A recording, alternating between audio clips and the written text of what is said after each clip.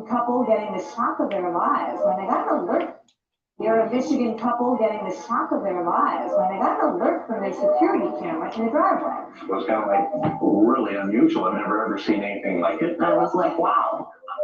I mean, that is an angel. The photos are exactly how they were taken. I choose to believe it. I think it's an angel.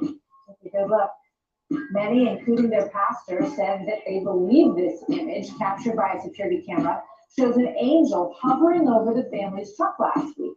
So could it be? And in the next picture, I think we have it. It sort of looks like it has moved to a different part over the truck. I'm pretty sure that you believe these folks when they say that that's an angel, right? I do. I think we're around them all the time. The Bible says in Hebrews that we should treat strangers with absolute courtesy because we never know if they are an angel. Now, what that they don't know says is we ought to probably treat each other better as humans. But it also says that angels are everywhere, and we may not always know who we're talking to. It could be an angel flying above our truck. In any time, any place, anywhere. Yep, or there might be a so-called Negro walking down the street that you called the so-called Negro. You called him a nigger and you said, fuck you. And you told him you didn't like him and you threw something at him, right? The Lord hath prepared his throne in the heavens, and his kingdom ruleth over all. Bless the Lord, ye his angels, that excel in strength, that do his commandments, hearkening unto the voice of his word.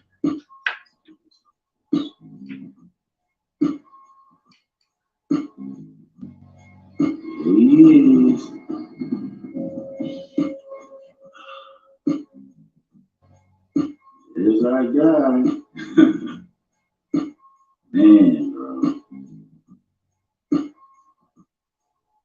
Boom.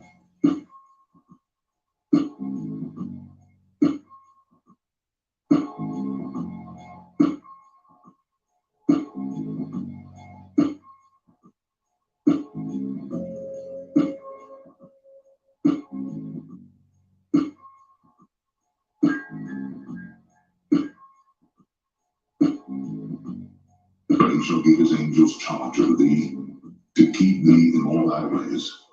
They shall bear thee up in their hands, lest thou dash thy foot against a stone. Thou shalt tread upon the lion and adder. The young lion and the dragon shalt thou trample under feet, because he hath set his love upon me. Therefore will I deliver him. I will set him on high, because he hath known my name. He shall call upon me, and I will answer him. I will be with him in trouble. I will deliver him and honor him. With long life will I satisfy him, and show him my salvation.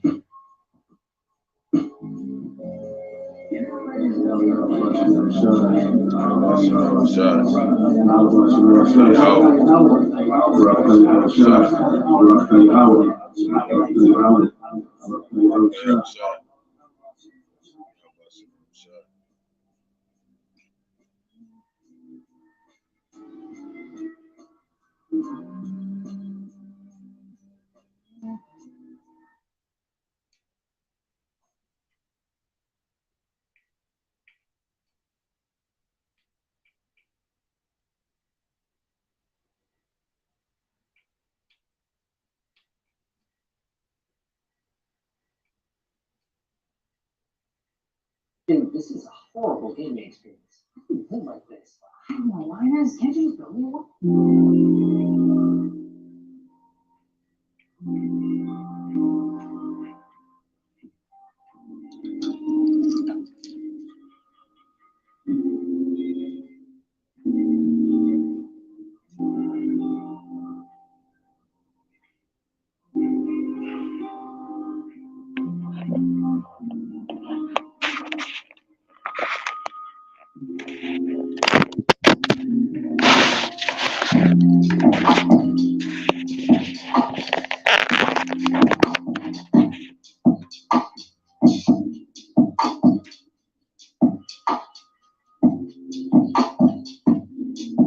Shalom.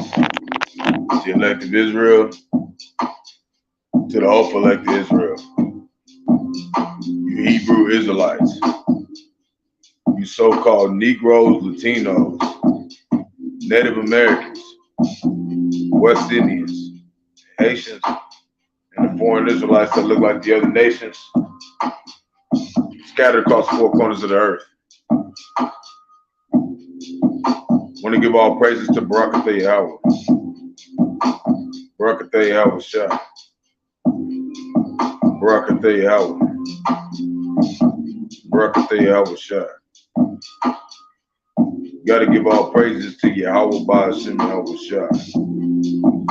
Bahasham, Qadash. Want to give double honors to the elders and apostles. Great millstone led me to this truth. Been ordained by the Lord to teach the flock how to live, repent, pray, fast, and show forth the Lord's righteousness and mercies and judgment, forgiveness and wrath to all those who are part of the elect, to the hopeful elect. Lord willing, we part of that number. Lord willing, to be edifying to those who fear in the name of the Lord and striving to show forth the Lord's righteousness every day to the best of their abilities. The judgment always comes to light. Zephaniah chapter 3, verse 5. It is not slack. 2 Peter chapter 3, verse 9 is unto a ring. 2 Ezra chapter 5, verse 42. Water for everybody who tunes in. Yahawah Bahasham Yahawashi Barak Atham. All glory goes to Yahawah Bahasham Yahawashi. Our movements are not of our own.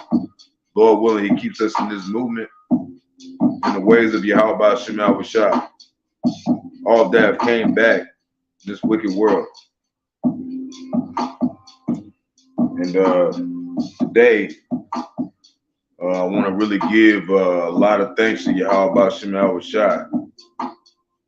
He blessed me in some ways that were very tremendously to where I could provide, for everything that the Lord intended me to do. And it was in a way that wasn't I would say it was in a way that wasn't expected, if I would say. It was in a way where most people would look at it as if it was something that wasn't to come to pass. But about a year ago, I came into this truth, and the Lord told me to do some things. He said, if you do it, son, I'll take care of you. But it's not about you. This is about your brothers. This is about the hopeful elect. This is about the people around you who are seeking forgiveness and understanding just like you. We all in this together. With that like-minded doctrine that we got from Great Millstone. And it's a very beautiful thing to see brothers that you wasn't sure or unsure, either one.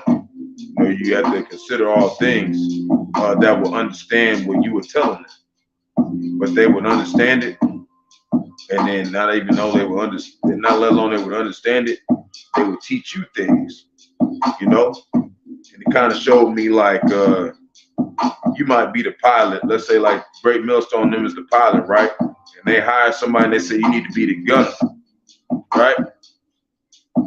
But some reason it's like they see a type of different beauty in their gunner. When they're flying that plane and they got their gunner, we know it's the precepts and scriptures. They shooting all them precepts out and they see them, they like, man, all glory to Yahawah Bahasham Yahawashi, man. It's all about the body, man.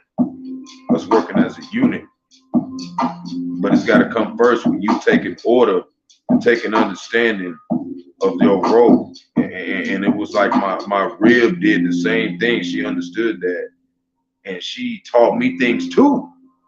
She taught me things that I felt like I was things of like, man, I don't deserve that. And she did that for me, man.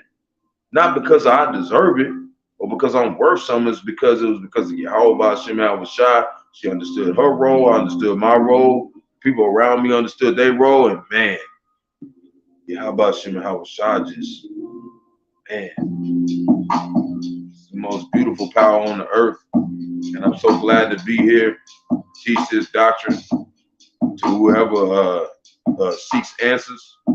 And the Lord put the spirit on them to come across just to see me being used as a vessel. This is not about me. Now, I have a lot of various end time topics. Don't expect anybody to listen to it all the way.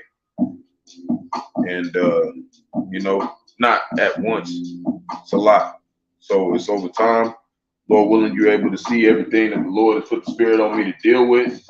I feel very thankful to be useful to the body in the ways that the Lord has allowed me to.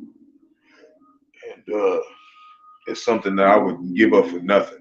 So I just wanted to put that across. And it's a very beautiful thing to be caught in the graces and the mercy of Yahawashi, which we know is what? Understanding what's going to go down. Understanding that we have a chance to warn our people, whether they forbear or don't forbear, whether they hear or not. And it's a beautiful story. And I'm just glad to be a part of it, understanding. So Lord willing to set upon to the flock. I didn't mean to talk too long. It's going to be a very long lesson. The Lord put the spirit on me to do, he did a lot for me today. He did a lot of things for me today. Things that I wasn't expecting. So, Wadi Yahawashi, all glory to you and the things that you got in store for all of us. Things that we don't even understand. Because it doesn't matter how much we know about Yahawashi, we really don't know what they got planned. Because there are things that Yahawashi planned for us that we have no idea what he's really done for us. And it's just, I've been listening to elders and apostles, and they talking about like even Yahawashi came down here, and he didn't put himself as a person of reputation. We are servants, okay? We are not celebrities. We are here to serve. Lord willing to set upon, man. So we're gonna get over here, and he gave me the means, you know, by his spirit working through people. And this will be my last day doing a video like this. You know, Lord willing, I have a laptop tomorrow, and I'll be doing it the way I used to do it. I'm gonna miss this. This is a big struggle of mine, and he showed me, like, you really want to do the work? Here it is. So we're gonna get into this first lesson. U.S. and China locked in an underwater tug of war, right? Let's read some of this. Like I said, it's gonna be a long lesson, so lock it. It's gonna be longer than expected. I just feel it in my spirit. Lord's got me doing long lessons. So Lord willing, it brings you some enlightenment to whoever is seeking for whatever answers they're looking for, man. Because we all out here hurt, man. We need how about Yahawashi, man. So U.S. and China locked in underwater tug of war. World Bank cancellation of submarine cable system. Bidding reveals deeper U.S.-China diplomatic and security tensions over undersea cables. Now, I did a lesson about a week ago talking about they had connections to these things. China had connections to these things. And they're having deeper situations about that. They're getting deeper into that, right? So it says both U.S. and China legal regulations around submarine cables present unique challenges and inconsistencies with the UNCOLS. What's the UNCOLS? What's that, Lord? Because we know that you are the creator of all things. What's that? The United Nations Convention on the Law of the Sea. So they have things that they don't even tell us. I didn't even know what that was. Now we know. Lord willing, I was edifying. So let's get back. So they got laws even over you going over some water that they can't even control. Yahawashi control the seas, but you got laws over the seas? Bahasham Yahawashi gonna deal with them for that, right? So stringent permitting processes in China are causing multinational companies to reconsider. What is reconsider? Think twice. Cable routes through the South China Sea. They're reconsidering whatever the fuck America Babylon the Great and the mark of the beast, not the mark of the beast, but the beast system, which we know is that 7 beast-headed system, told them how they supposed to be able to regulate whatever they do in this. They're saying we're reconsidering. Why? Because they think they're going to be the next rulers, right? We're going to find out. We're going to find out who's going to be next rulers. We're going to read that pretty soon. May 2018, World Bank opened bidding to all eligible firms in any country on a 72.6 billion submarine fiber optic cable system that sought to enhance the internet infrastructure of 3 Pacific Island nations. Okay, the Federated States of Micronesia, FSM.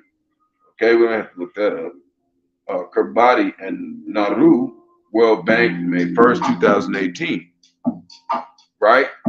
Companies like Japan, NEC, France, Alcatel Submarine Networks. Right? And I think that's what that is. France Submarine, something, I don't know what it is. Whatever. And China's HMN Tech leapt into procurement frenzy. HMN Tech, formerly known as Hawaii Marine Networks, submitted a bid that 20% lower than its competitors and seemed to be favorable in position to win. But in February 2021, you know, they battling, right? They battling, and they're just trying to give you the information on what's going on. So I don't want to read too much into it, but we're gonna read the precepts, because they over here talking about, yeah, this is what happened, you know, blah blah blah blah blah. They did this, they did that. But let's see what Yahawah is doing, because we know that he controls all the bodies on the planet. So we're not worried about what they're talking about. We're just there to show other people that they ain't shit. Yahawah is in all control. And this is just to show you the puzzle pieces are moving. So this is Revelation.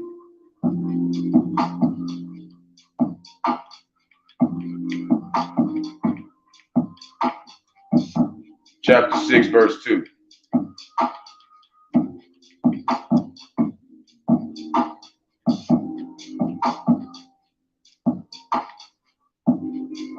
And it reads, and I saw, and behold, a white horse, and he that sat on him had a bow. And remember, it said that he shot an arrow, right? And it wounded Esau Edom, right? That's that bow. So who got the bow? He said he shot it and it wounded Esau Edom. When you look up that word arrow, it means to divide. And then he said cut off Satan. So we know that that's talking about division. And what did the Lord say? He said he came to make division on the earth. So that's that bow. So whoever's holding that bow has the power to make division. And a crown was given unto him. And he went forth conquering and to conquer. Who's the only one that's conquering stuff? That's Yahawashi, man. That's the Son of the Heavenly Father, which everybody ignorantly calls Jesus Christ. That's Yahawashi. And Yahawah is the Heavenly Father, okay, who gave him that power to conquer. And that's what's going on right now. He's coming to conquer. And everybody else acting like, well, 2021, Bimbo Jenkins, Winnie the Pooh had this much fucking shit, and they ain't got shit. Bahasham Yahawashi is going to mop their ass, and he's going to come, he's going to take over the land. Okay? That's what's happening right now. But only the elect, will only part of that number, who deals to the end and understands this to the end, can understand, because the Lord carries all the chess pieces. He can make you believe this for a certain time and say, well, you were too proud. Bye. And you're back out here with everybody else thinking China's about to run shit, or thinking America Babylon the Great's about to run shit, or thinking you're about to run shit. And that's how everybody else is thinking. You got the people on the earth that's like, how about Yahawashi is about to run shit? You have the people on the earth that's saying, yeah, how about Yahawashi is about to fuck everybody else up that thinks they're about to run shit. So you want to be on the side of the people who are saying the second one. If I can make myself clear to all who have not had a clear understanding of what is about to happen on the planet Earth, that's what's about to happen. Isaiah chapter 54, verse 15. I'm going to speed this up. Isaiah chapter 54, verse 15. Behold, they shall surely gather together, but not by me. They shall surely gather together, but not by me, right? All the people who's like, yeah, Bahasham and Yahawashi ain't finna do shit, right? Them motherfuckers. Whosoever shall gather together against thee shall fall for thy sake, right? They gonna fall for Yahawah and Yahawashi. We know that. Why? Because in Revelations it said it. And Revelation means to reveal. And he let us know that. They gonna fall, man. There ain't no coming back from this, man. If you wicked and you think you finna over Trump Yahawah and Yahawashi, hey man, get ready, because it's gonna be the last thoughts you ever had. Romans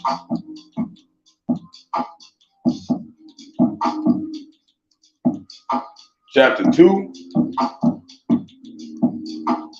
verse 1. I believe in Yahawah and Yahawashi. I started in this truth in a fucking closet with 2 shirts. The Lord changed my life. Okay? I'm not here to play around with Yahawah and Yahawashi. Romans chapter 2, verse 1. Therefore, thou art inexcusable, O man, whosoever thou art that judgest, for wherein thou judgest another, thou condemnest thyself. Why they condemnest thyself? Because they not even doing what the Lord said to do. Those are the people who condemning themselves, who going around that's saying that you need to be like Yahawah and Yahawashi, but they're not trying to be like Yahawah and Yahawashi. That's what that's talking about. For thou that judgest doest the same things. So you can't judge somebody and tell somebody not to do some shit and you're doing it. So you got these Christians out here trying to tell us, man, you better listen to Jesus Christ. And they didn't even make the word J into the 1500s. How are you going to sit here and tell us what we should be doing? Your ass need to figure out how to fucking count. Yahawah and Yahawashi was crucified 2,000 years ago. Your punk ass don't even know how to count numbers. Don't tell me what to fucking do. Verse 2. But we are sure that the judgment of the Most High is according to truth, against which them that commit such things, that bull biggity. We don't want to hear your shit. This is not an argument. Okay, this is us warning you, because why? Because the same elders and apostles that got on our ass and warned us, told us to warn everybody else. That's what we're doing, man. We're not here to have a debate. And Jake, he's like a fucking female because his fucking mom taught him everything. We want to debate about everything. We just want a great little conversation. Well, you've had too many conversations. It's going to be your last ones, and the Lord's going to blow you motherfuckers up. And we're not here for that shit, man. We're not here for that bullshit, man. We're not here for all that bullshit. We're not here for no soft-ass lesson. We're not here to be no soft-ass motherfuckers. We're men. And we're not perfect. We need Yahawah and Yahawashi. The way you hear us talk, it shows you that we're ready to get the fuck out of here. We're vexed with this place. We hate this fucking place. We're not going to act like we're just some jolly ass Christians. We don't celebrate no holidays here. All our holidays is about fasting and prayer and hoping that we're just a part of the number of the elect. You want us to be fucking happy? We're not going to always be happy all the time. Okay, sometimes you're going to be like, man, fuck this place. Exodus chapter 23, verse 22.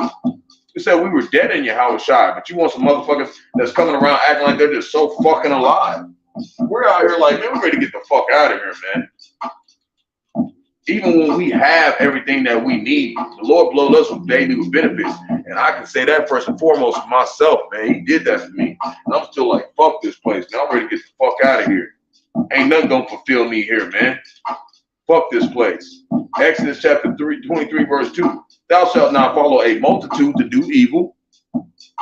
Neither shalt thou speak in a curse to decline after many to wrest judgment, man. So we ain't gonna hold back. We're not gonna rest. We're gonna show the judgment of the Lord. Okay, we're not gonna follow the other people. 1 Peter chapter 4, verse 17. Not gonna follow other people. Not gonna follow people who are like, yeah, China's gonna rule the next new world order. No, they're getting murked too. Everybody's getting took out. How about Yahawashi coming? 1 Peter chapter 4, verse 17. For the time has come that judgment must begin at the house of the Most High. Who's that? That's the ones that know they Israelites. They heard the word of the Israelites. They scoffed the Israelites. Some didn't scoff the Israelites. Some actually had a fucking brain and started doing what they said doing, like us. Okay, Lord willing, we are that number who keep doing that and don't go against what the Lord said, right? We don't want to be the ones that get judged first, because that's what we coming after first. He coming after Jake, man. He said the other nations are nothing. So you think he's gonna go pick at some motherfuckers that don't mean shit to him? No, he's not gonna give a fuck about them. He's coming after Jake. We're first, ones that know we're Israelites, not 2/3. Us. We gotta get our shit right. And if it first begin at us, what shall the end of them that obey not the gospel of the Most High? See, a lot of them gonna see some of the people who actually serve Yahawashi die first, and they gonna be like, yeah, he shouldn't have served Yahawashi. And they gonna get there. Yahawashi gonna fuck their ass up, and some of them gonna die before they get there. Yahawashi gonna bring their ass back to life when they die. They gonna bring them back to life when they get down here, and then they gonna blow their ass up, man. This ain't no fucking game, man. People talking about some, we need to be nice to our people. They're gentle. Well, that's why your ass finna get blown up, because you on that weenie ass shit. You need to man up. And the women who are about real men, they understand that. And what do? They get in line. They do what the fuck they're supposed to do. And it's not like they're doing it in a way of like, feeling like, oh, you're a piece of shit. No, they're understanding that if they don't do it this way, you're gonna die, man. You're gonna fucking die. That's why we have to be hard about this shit.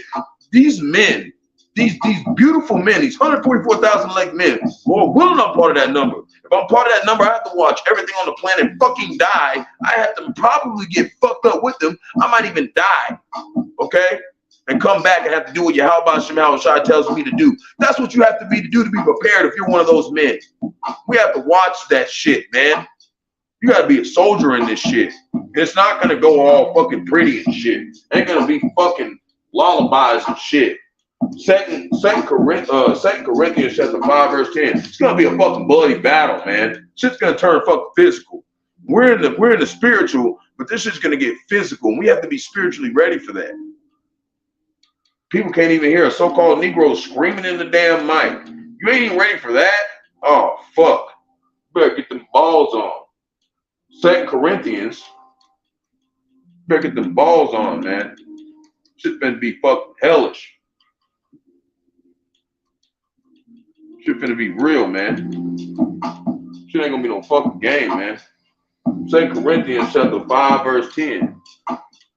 Can't even hear one of us screaming. We done got put in slavery, all types of shit, and they can't even hear us fucking being a little bit upset about it.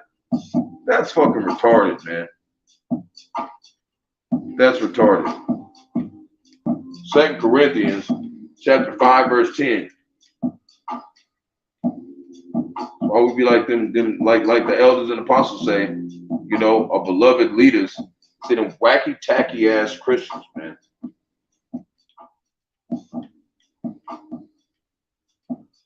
So this is what it's saying, because everybody's got to go through this shit. We all got to appear before Yahawashi, right? 2 Corinthians chapter 5, verse 10. but we must all appear before the judgment seat of a Mashiach, which is Christ the Paleo-Hebrew, that everyone may receive the things done in his body according to he that have done, whether it be good or bad. And we've all done bad. None of us have done all good. So everybody's going to have to go through this. So what's that mean? You cannot be at weenie.com or you're going to fail this part. You're going to fail this part before you get here. You have to be strong spiritually. And I'm not saying you have to show everybody you're strong spiritually. I'm just saying you need to understand what is going to happen. And you need to pray to Yahawashi gives you the spirit to be this way. Okay? It's not about us. We have to hope that Yahawashi chooses us to be those men and women, the Aqua and the children that get that spirit of we're not afraid to do anything for Yahawashi. That's what we're gonna want. Men, women, and children. Starting with the men. So we're gonna get over here. This is something we're gonna have to get used to. This is gonna be a normal.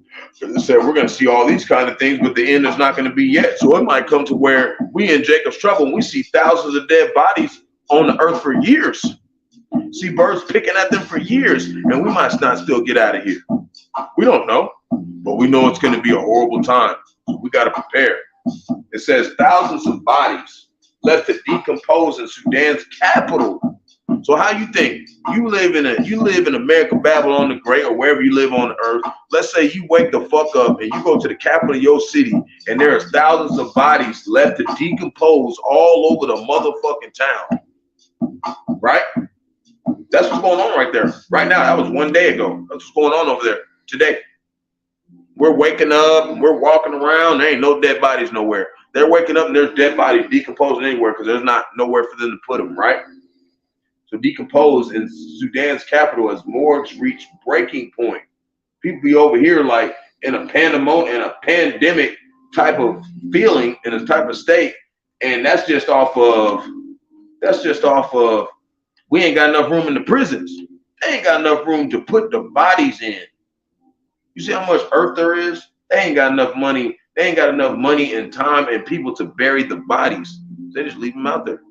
That's what Yahawashi was going to say in the scriptures. We're going to read this a little bit. Vision, a version of this story appears in CNN's Meanwhile in the middle of the East newsletter. So meanwhile, while everybody here in America, Babylon the Great, doing whatever the fuck they want to do, they're over there. A 3 times a week look inside the region's biggest stories. The war in Sudan nears 4 months of intense fighting. So it's only been 4 months of there, and there's thousands of bodies laying on the ground. Morgues in the capital of Khartoum have reached their capacity, aid workers say, leaving thousands of corpses to rot in the streets as doctors and relief organizations warn of a looming cholera outbreak. So it's not let alone the dead bodies laying everywhere. They're decomposing and disease is spreading in the air. And not let alone that, you have to worry about you getting your ass shot or getting blown the fuck up on a regular basis. They've been dealing with that for 4 months. So you think Jacob's trouble is going to be 1 day? Hell fucking no. It's going to be a good amount of time where you know you should have took Yahawah, Bahasham, and Yahawashi very seriously. Everything with Yahawah, Bahasham, and Yahawashi is about time. Everything. Jacob's trouble is not going to be 1 day. It's not going to be 1 week. It's going to be a while, man. We got to get ready. So I don't even want to get too much in it.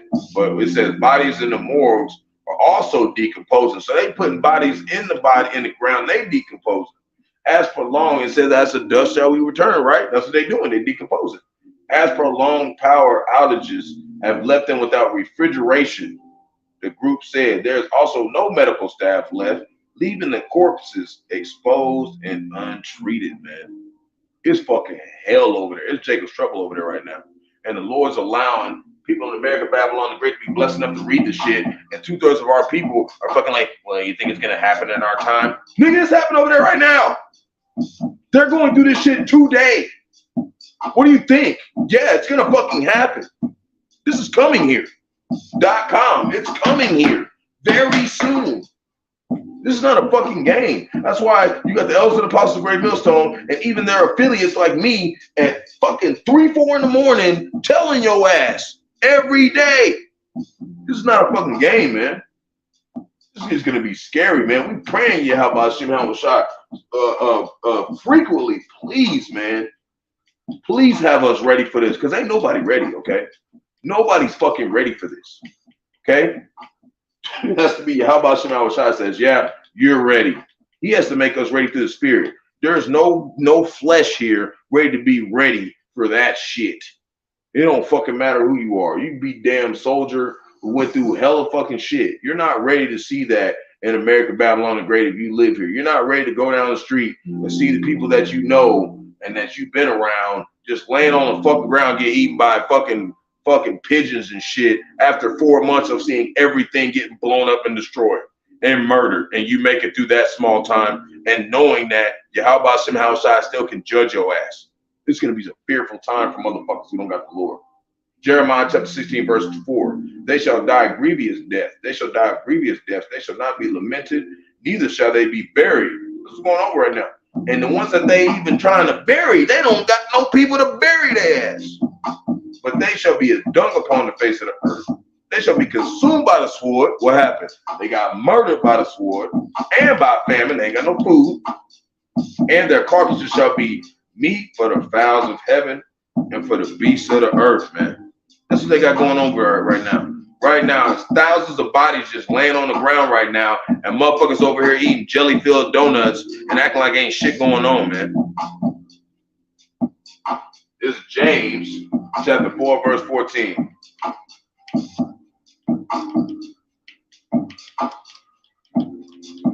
Okay, I had gonna meet me tonight. They're like, yeah, I'm coming. I'm on the way. I'll call you when I get there. I have people over there. They didn't show up. That's okay. I'm not mad at you. But if you say you're a man, you got your balls on your fucking in your fucking lap, right? They're supposed to be on. You're gonna do what you say you're gonna do. If you're gonna show up, show up. If you're not gonna show up, at least call and say, hey, I'm not gonna be able to show up because of this. Because you're the one who made that vow. You came to me, made that vow. You better hold it to it, because it ain't got nothing to do with me. How about Yahawashi is going to take account of that? He's going to say, you didn't take that serious? Where's 1,000 bodies laying on the ground? You're going to see how fucking motherfucking strong your motherfucking little weenie ass is. This shit ain't no game. James chapter 4, verse 14. Whereas ye know not what shall be on the morrow, but what is your life? What is it? People talking about some, yeah, my kids gonna grow up and be strong, and they gonna get to eat filthy fish, and they gonna get to have Malt 35s, they gonna grow up and get married. You don't even know if your ass gonna wake up and walk outside and get shot in the fucking head, man. It is even a vapor that appear for a little time and then vanisheth away, man. Your life could be in, out, fast food restaurant. You talking about my kid's gonna live for how many long? Your ass don't even know how long your ass gonna be. You might not live long as them. You talking about some I'm gonna live that long. You're on some weird shit. 1 Peter, you need to be preparing. 1 Peter through this scripture. 1 Peter chapter 4, verse 18. This ain't no shit to fucking play around with. That's why we can't say it in a way of some fucking Winnie the Pooh ass PG-13 story. This is a fucking rated mature story. This is for not the weakhearted.org. If you're a weak person, whether you're a man, woman, or child, you're not going to make it through this doctrine. It says to even teach your children this. Why? Because it shows them that, oh shit, I better listen to my parents. They tell me to take out the damn trash, I better do it. They tell me I need to learn something and listen to these men, I better do it and not ask questions. Okay, that's how it needs to be. It needs to be in order. Okay, you're going to die. 1 Peter chapter 4, verse 18. And if the righteous scarcely be saved, we're talking about the people who actually was like, okay, we get that, we're going to do it. They got scarcely saved. And some of them died. Where shall the ungodly and the sinner appear? Where are they going to go? I don't know, Lord. That's up to you. It said don't even worry about, it said don't even think about the ungodly and how they should perish. Don't even think about it. Not my pay grade. We're going to move on. Isaiah chapter 66, verse 16.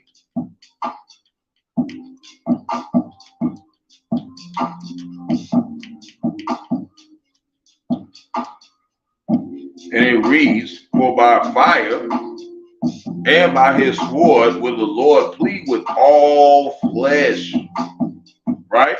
And who's the fire? There's some people getting tried in the fire right now. And they're going to be tried and they're going to be deemed worthy to escape. That's the elect. And then you're going to have the other ones that are by fire, which is the intercontinental ballistic missiles, which is 2/3 of our people who take the sea the mark of the beast, and the sword. And you might get slayed by the sword, right? You get slayed by the sword, then he make you forget that you got slayed by the sword. Bring your ass motherfucking back. Bring your dumb ass back. Not talking about whoever's watching, because obviously whoever's watching is not a dumbass. It's the motherfuckers who's not. And you get hit with the fire. Okay? Right? So, and by his sword will the Lord plead with all flesh, and the slain of the Lord, Yahawah, Bahasham, Yahawashi, shall be many.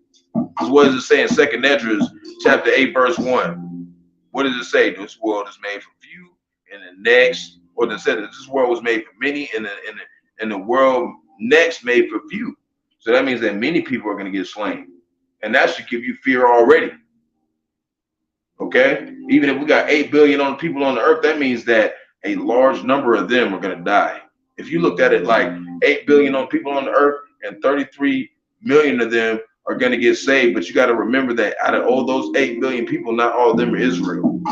Only a section of them are Israel. So 33% out of a number that we can't even number, out of 8 to 10 billion people, is who's going to get saved. And some of those are going to die.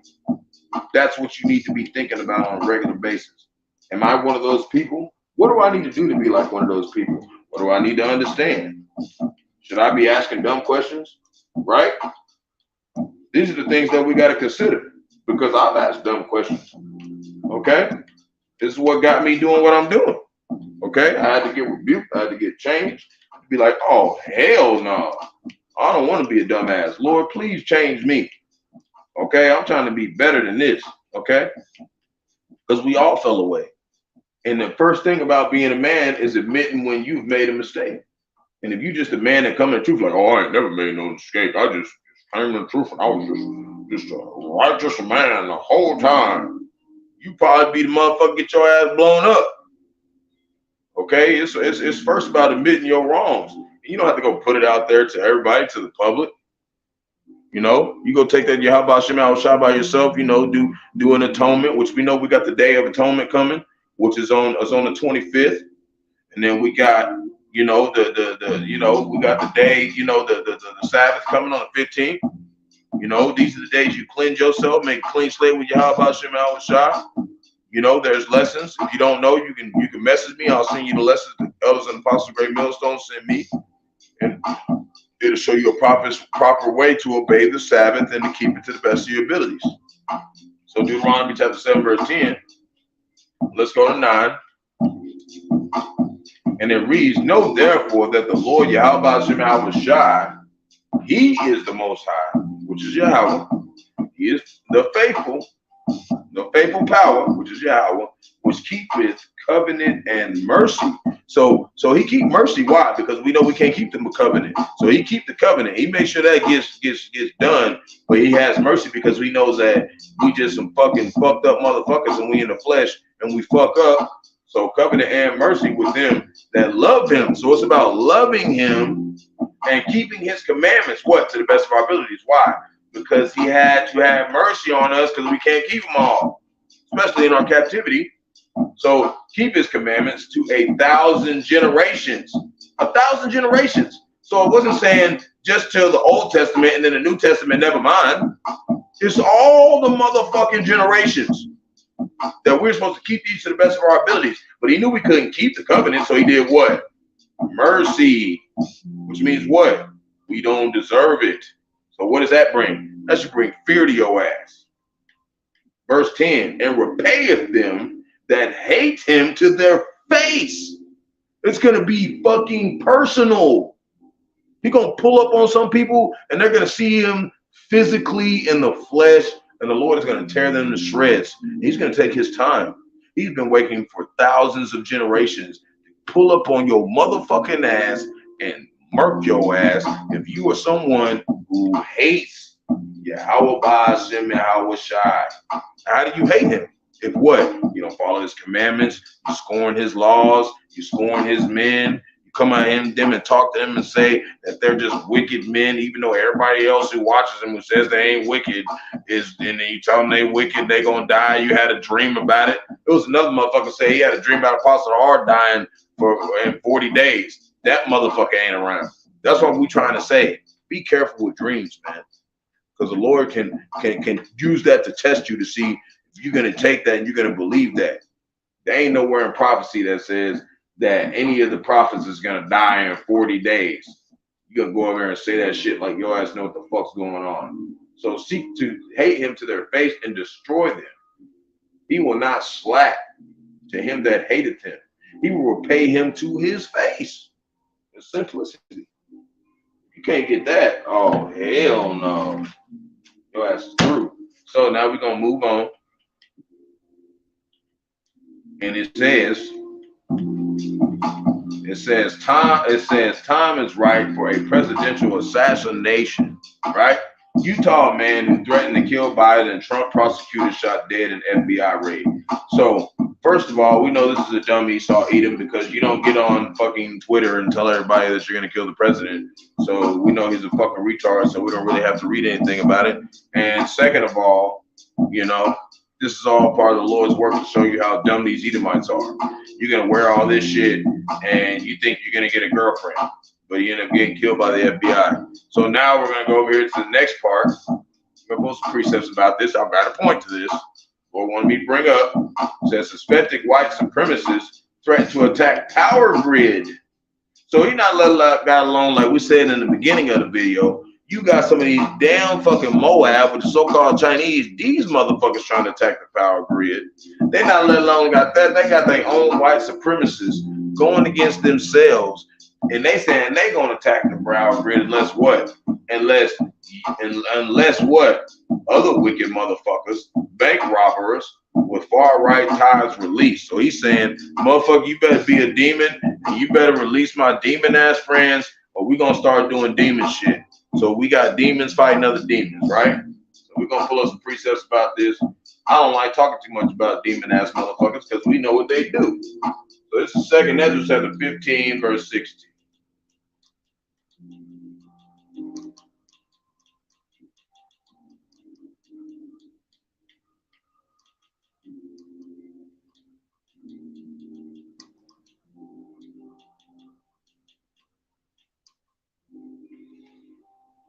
And it reads, for these shall be sedition among men and invading one another. That's what they're doing, right? They said, you better leave my bitch ass fucking Edomite friend alone that robbed shit like y'all did, or we're going to start doing wicked demon shit, right? They shall not regard their kings nor princes. That's what they're saying. We don't give a fuck if you're a demon too. Bitch, we're going to start doing demon shit. And the course of their actions shall stand in their power. And what does he have the power to do? Shut down the grids, or he wouldn't have said it. So he has power to do that. He might not have power to do it either way. But for an article person to come and do it, it was almost like they did have power to do it because the article people wouldn't waste their time with saying it and publishing it and making a whole big ass article about it when it really wasn't, you know, nothing that need to be written about for fucking 75 paragraphs. He could have just said, okay, he said he's gonna fuck y'all up if y'all don't let his homie out the pen. They could have just said that. They could have texted their ass. They ain't do none of that. They went and made a whole fucking article about it. Verse 17. Why? Because Yahawashi is controlling them retards. Verse 17. A man shall desire to go into a city and shall not be able. Why? Because of martial law. Because all the power grid shut down and Esau Edom's fighting each other. They're not going to know who to trust. They're going to start locking shit down, being demons. Verse 18. For because of their pride, that's what they're like, their pride. They think because they got a PP7 Deluxe, they think their ass is going to escape the fucking Lord. They're going to get twerked. For because of their pride, the city shall be troubled, the house shall be destroyed, and men shall be afraid, and they will be afraid. That's why I said in Jeremiah chapter 30, verse 6 and 7, there'll be men holding their fucking balls. Okay, so there'll be men holding their hands on their loins. They're gonna be holding their balls. They're gonna be that scared. You're gonna have people who are fucking men. I'm talking about the motherfuckers you see in the gym, and they got fucking been lifting weights all fucking year, and they like, we're just so strong. Our strength is just beyond another. I can lift up 75 weights. Look at me. They're gonna be holding their balls. Verse 19. Don't worry about them flat-nosed, head-ass, ugly-ass boys. Verse 19, a man shall have no pity upon his neighbor, right? But shall destroy their houses with the sword and spoil their goods because of the lack of bread and for great tribulation. And just like I said in Matthew, there will be a time of great tribulation like there was never, ever since forever. And there ain't going to be no more after that because nobody going to even know how to spell war after the Lord fuck everything up. That's how bad it's going to be. Everybody like, well, you think it's going to happen? We're going to go to Job chapter 1, verse 6. These motherfuckers got me laughing sometimes. Okay? And it's almost a laughing and a laughing of fear. Like, these motherfuckers, the Lord really blocked these motherfuckers. Job chapter 1, verse 6. Now, there was a day when the sons of the Most High came to present themselves before the Lord. And Satan also came among them. What's that day? What was that day? That's every motherfucking day. That motherfucker come out every motherfucking day to present himself to Yahawah, Bahasham, Rawchaa like us and be like, look, they acting like me, Lord. They out here smoking weed and doing drugs and fucking each other's wives. Look, they acting just like me. Look, I'm doing it with them. Watch. That's every fucking day, man. That's today. Verse 7. And the Lord said unto Satan, whence cometh thou? Satan, where the fuck your ass been? Where you at, man?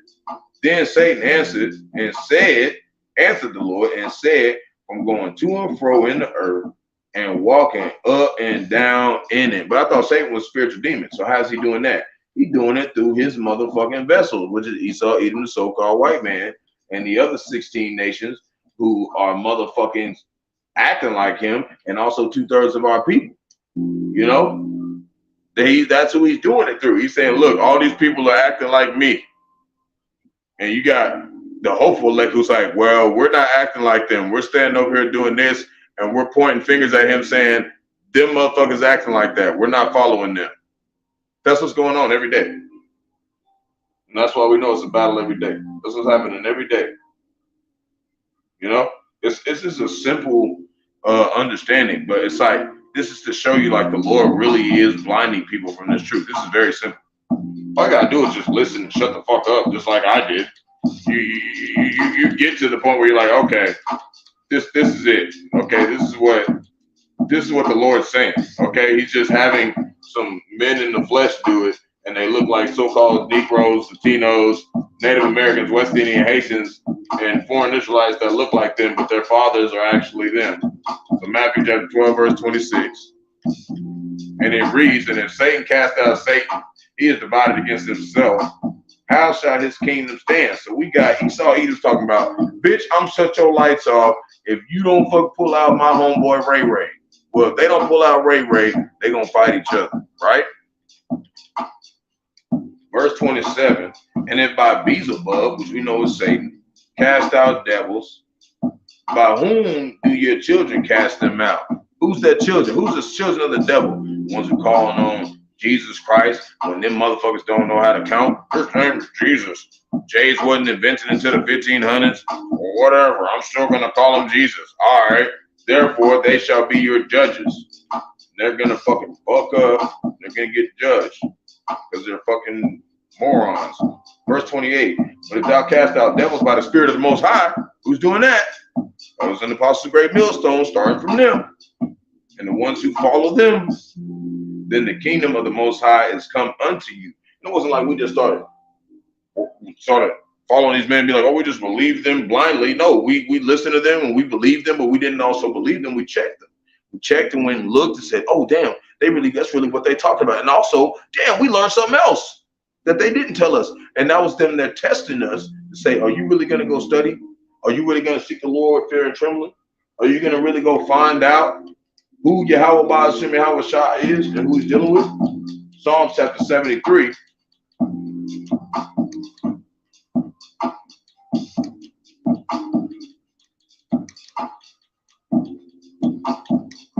Verse 6.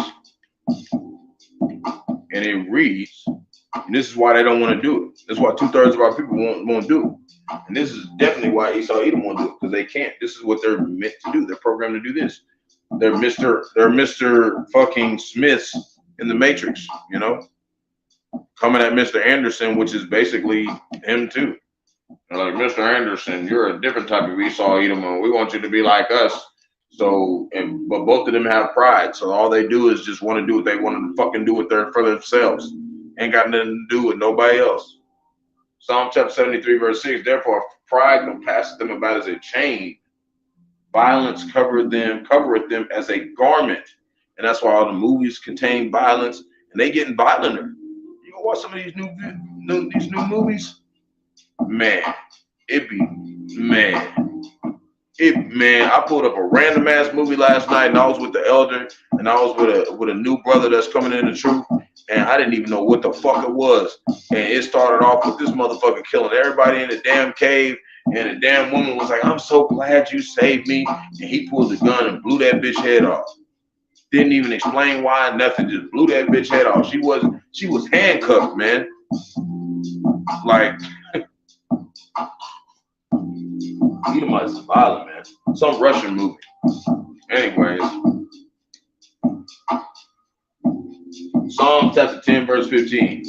This is our job. This is one of our jobs. We have many jobs as men of the Lord. This is one. It's very simple. And it's one that, you know, if you don't do it, you can give him one of those faces, one of them flat faces, like you didn't do that. You should at least did that, bro. Psalm chapter 10, verse 15. Break down the arm of the wicked and the evil man. Seek out his wickedness till thou find none. And how long is that going to take? That's going to take until what? The Lord, what did he say? He said he going to let them be that way until he taketh them out of the way, man. So we have plenty of work to do. There shouldn't be ever a day like I didn't find nothing to do. Romans, these motherfuckers being perpetually wicked. Okay? Perpetually motherfucking wicked. Romans chapter 3, verse 15. And it reads, their feet are swift to shed blood. These are simple things to show. They are swift. They are very quickly ready to do shit. Destruction and misery are in their ways. They don't have no other way to do shit. It's just like if you roll a dice and all of the dice, when you roll it, all the words that are on, all the numbers that are on them, instead of them numbers, it just says kill, destroy, murder, and pillage. So no matter which way they roll the dice, this is their ways, man. So that's why we tell our people, 2/3 of our people, Esau Edom can't be saved, man. His dice all say destruction and misery on them. You gonna try to save these motherfucking weird ass motherfuckers? Verse 17, and the way of peace they have not known. Okay, they don't know any other way. All they know is you better not do this or I'm just gonna be wicked. Proverbs chapter 16, verse 18.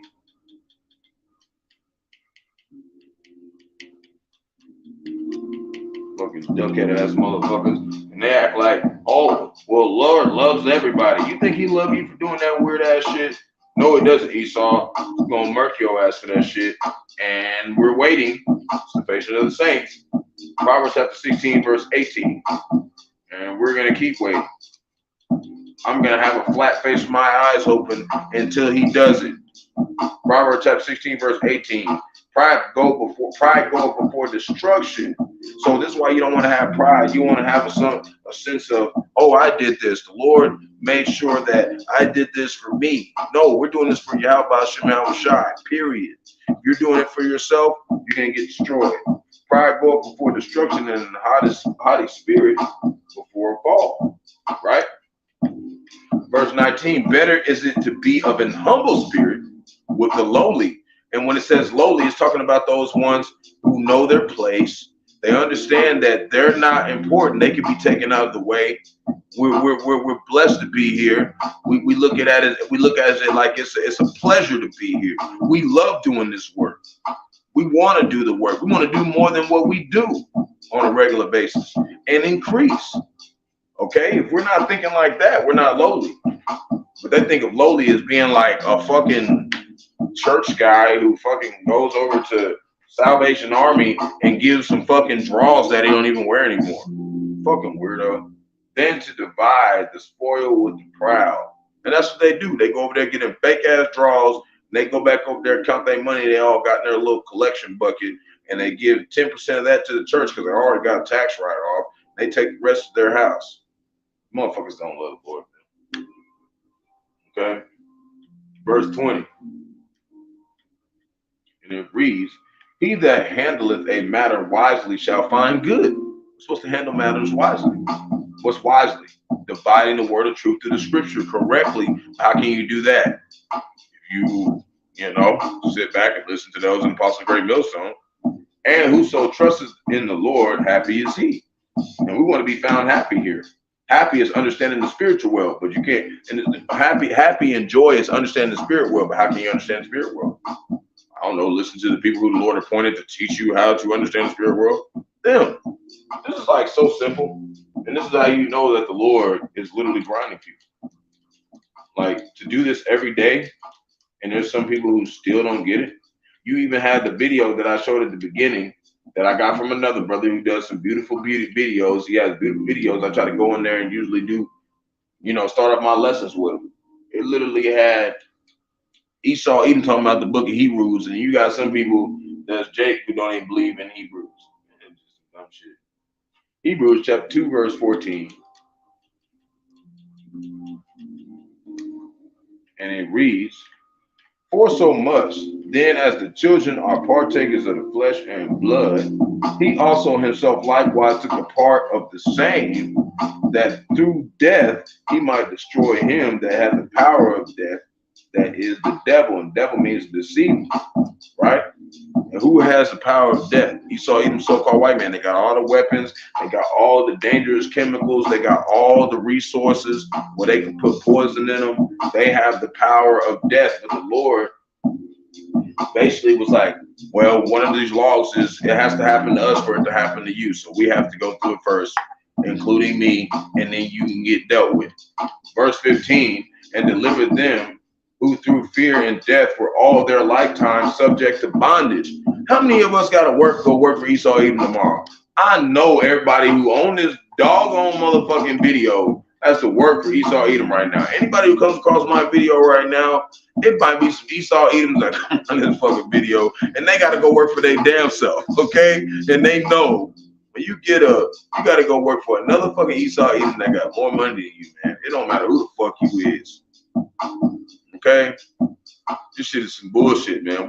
We need your help. I'm sitting on shop, man. I'm gonna go home, man. Fuck these motherfuckers. All right, so we're gonna get that out the way. Now we're gonna go to the next topic. This is soldiers struggling to eat. I thought they had the bread here. Didn't Esau eat them out of money? It said his soldiers don't got no doggone pizza pockets. Soldiers struggling to eat as massive U.S. military base goes months without sufficient food access. Report, right? And bear with me. Give me 1 second. I need some juice. Give me 1 second. I gotta give me some juice.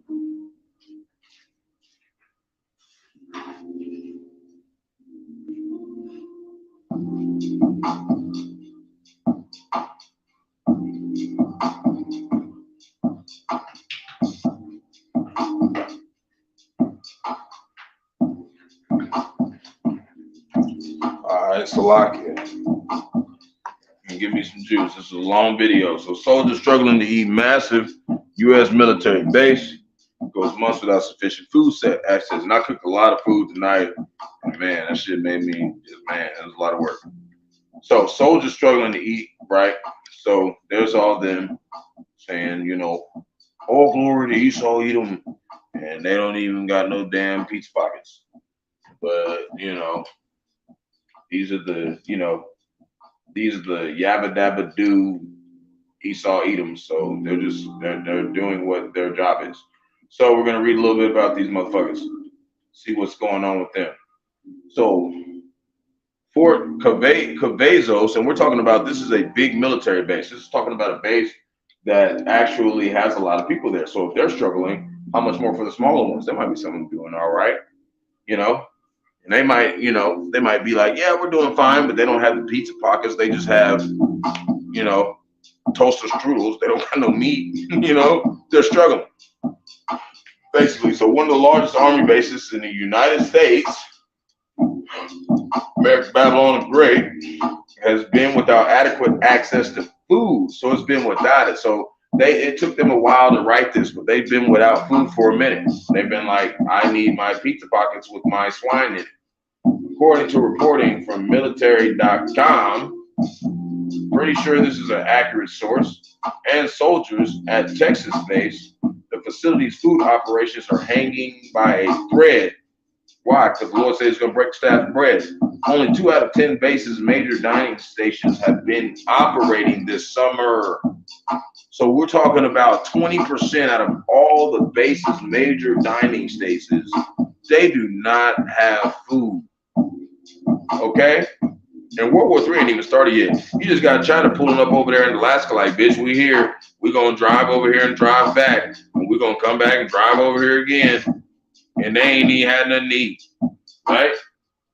Causing soldiers often to drive up to an hour off base to find food. So they got to go over there to McDonald's and they got to ask for $2 in a pack of Rolos, extra dip, so they can eat.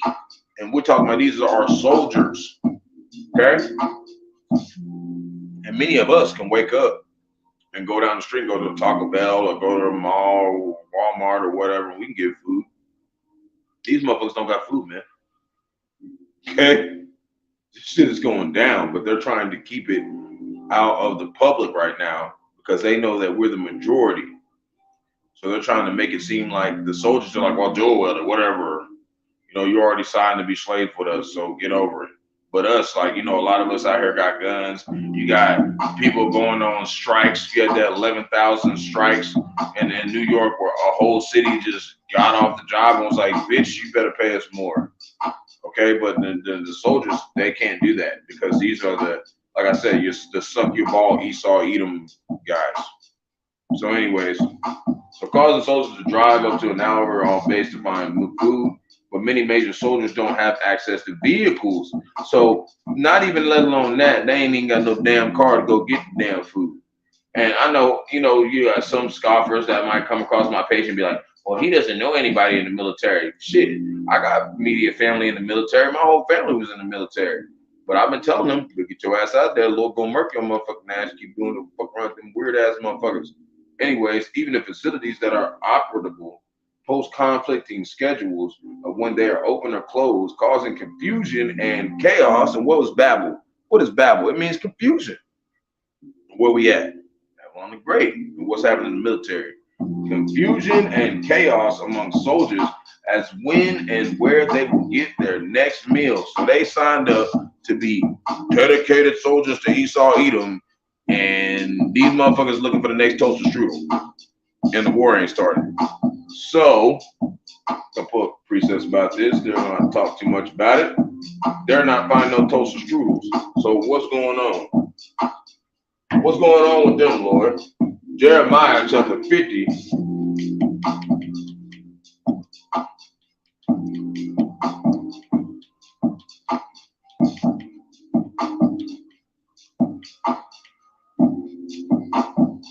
Chapter 31.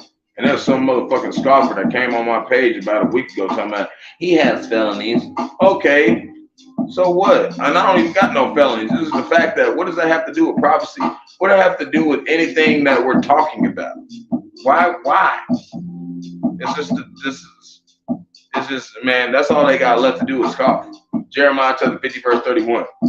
Behold, I am against thee, O thou most proud. Those some proud motherfuckers. Would have come on your page, they ain't got no words, ain't done shit for Yahawashi, Rawchaa, ain't even done shit for themselves. Only thing they probably good at is wiping their own ass. They won't come over here talking about some, well, Well, he must have felonies. Oh, because I'm preaching the word of Yahawashi. That doesn't even make any sense, man. Got no damn felonies, nigga. Okay? I'm just another Jake at the bottom being used by Yahawashi. You can understand that is the highest ranking position that you could ever have. To the serving Yahawashi. You can understand that shit real fucking soon. Whoever the fuck out there thinks it's not. So behold, I am against thee, O thou most proud, crusty ass niggas, eating toast shoes in the military. Saith the Lord Yahawashi of hosts, for thy day has come. The time that I will visit thee. That time's here, man. He's here. He's making sure you know he's here. Because you ain't got no microwave, you ain't got no car, you ain't got shit. You over here talking shit to Jake. I got at least a bike to get to work. You ain't got no bike, little boy. 32. Jeremiah chapter 50, verse 32, and the most proud shall stumble and fall, and none shall raise him up. You know, and I have brothers to raise me up. I have people raising me up and looking out for me, brotherhood, all that, you know. So I'm glad I wasn't one of these people who wasn't lifted up and put into a position where I knew my role, I knew my position, and I understood that this ain't about me, you know. But I've always been a person that things are not about me. So this is something that was, all right, guys, do you see? you know, Salakia for the infomercial. This was something that was like, I knew that was like, this is something that I need to be doing. This is what I would love doing this. Because I know it's not about me, man. We ain't about this, ain't about us, man. I will kindle a fire in his cities, and it shall devour all round about him. Okay, so we know Yahawashi is going to devour those around about. Don't want to obey Yahawashi. He's going to destroy all their establishments. This is Isaiah.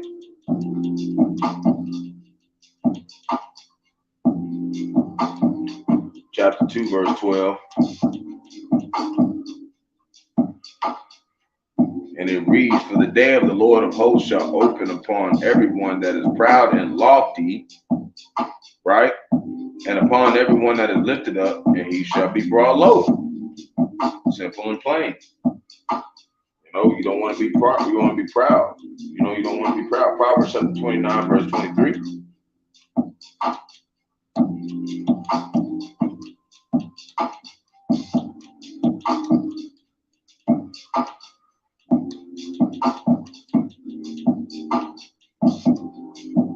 Time is it? Okay. And it reads, a man's pride shall bring him low, but honor shall uphold the humble in spirit. And what's the humble in spirit? The ones that are willing to give charity to the hopeful elect, you know, ones that are putting their all into this truth, ones that are putting themselves last, man. We got to put ourselves last. Doesn't matter what we got. Doesn't matter what we get blessed with. That's not for us, man. That's for our struggling brothers and sisters out there that are part of the hopeful elect. Okay?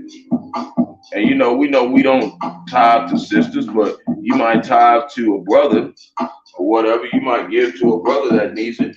And he has a rib that needs that help, you know? That needed that, just that little extra just to get through the day, man. If we got it. You know, we out here for each other, you know, and that's humble in spirit, you know. But when our extra provisions are given to us to give to other people who are needed in the body if needed. Proverbs chapter 14, verse 3.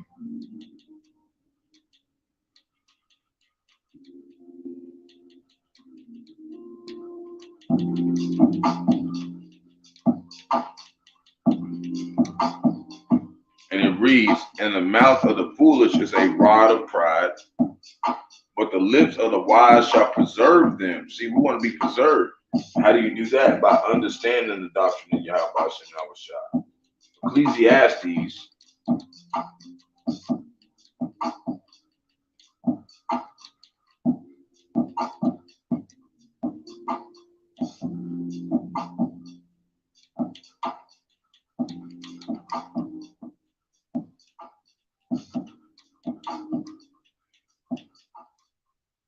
chapter 7, verse 8. Better is the end of a thing than the beginning. And he said he will raise us up at our last end.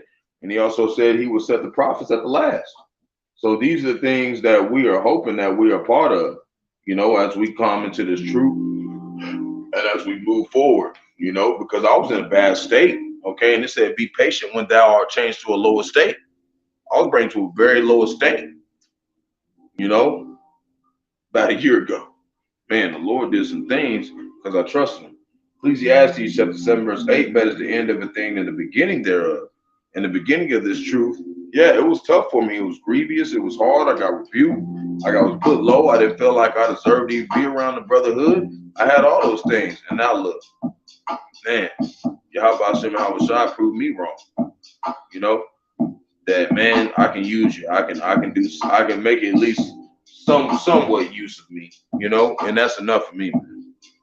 So, and the patient in spirits, we got to be patient in spirit is better than the proud in spirit. So there's some people that are proud in the spirit, and there's some that are patient in the spirit. And it's not saying that the proud in the spirit can't be forgiven. It just said it's better to be patient, you know?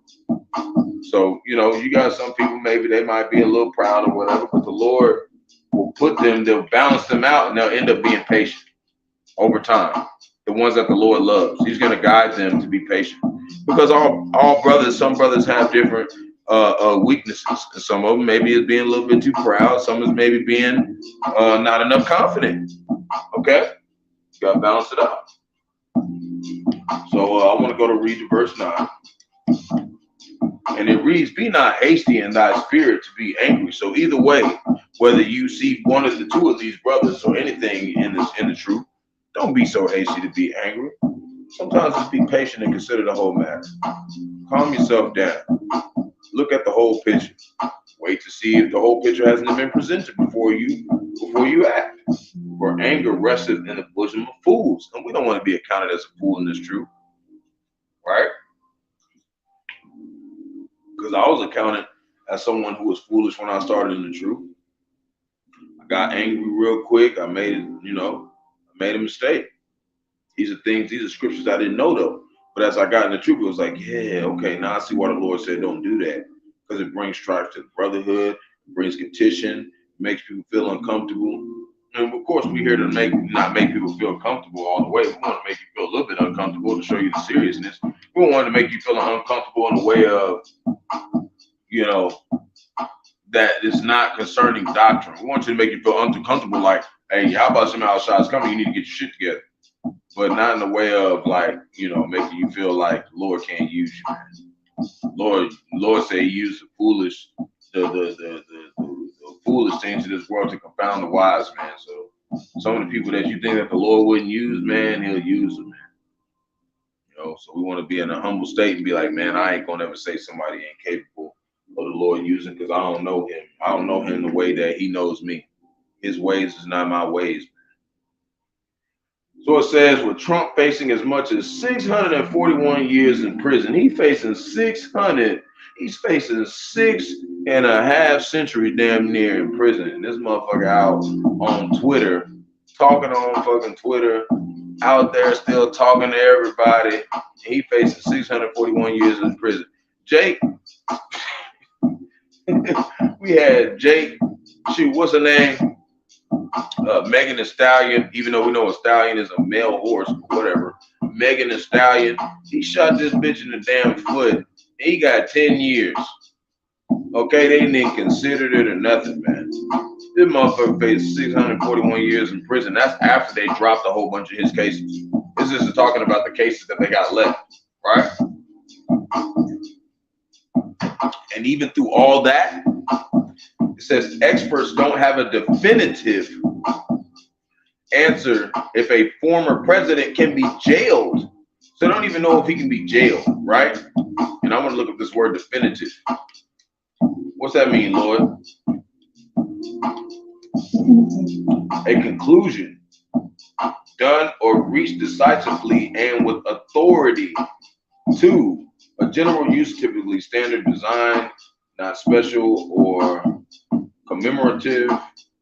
So the first one was the good definition.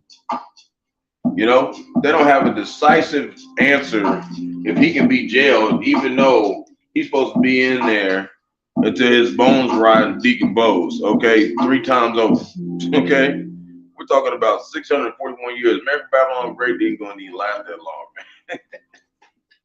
These Edomites tripping, man. And they got a little Ephraim. She looked like Edomite. I thought that was Ephraim for a second. But anyways, it says President Donald Trump wants fantasy said he could shoot someone on 5th Avenue and go unpunished. Them motherfuckers is proud, man. I can't stand Esau either, man. Fuck this motherfucker. Anyways. And that's crazy. I ain't even read this part. This shit was crazy. So anyways, he said I could stand in the middle of 5th Avenue and shoot somebody, won't lose voters. He boasted during 2060 rally in Iowa. So you got people still motherfucking sucking this motherfucking rod, okay? And he's saying this kind of shit, man. 7 years, 2 impeachment laters, a civil sexual assault conviction, 3 indictments, and a 4th coming soon. Trump may have been right. This motherfucking Emperor Nero spirit ass motherfucker might have been right. We're gonna find out. We're gonna wait. Lord, what you got in store for him? GOP's 2024 presidential forerunner currently faces a staggering 78 felony charges, man. 78 felony charges spanning 3 criminal cases, many of which carry the potential for significant prison time, having faced judges in Florida, New York, and Washington. Trump hasn't been required to take a standard mud shot, be perk walked, or even post bail or bond, man. Okay?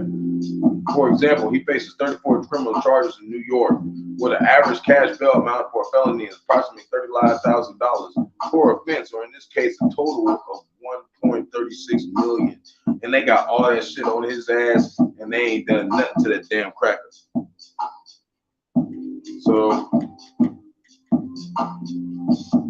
this is why they talk about white privilege, so-called white privilege. Hey, that is so-called white privilege. Psalms chapter 73. It's simple, man.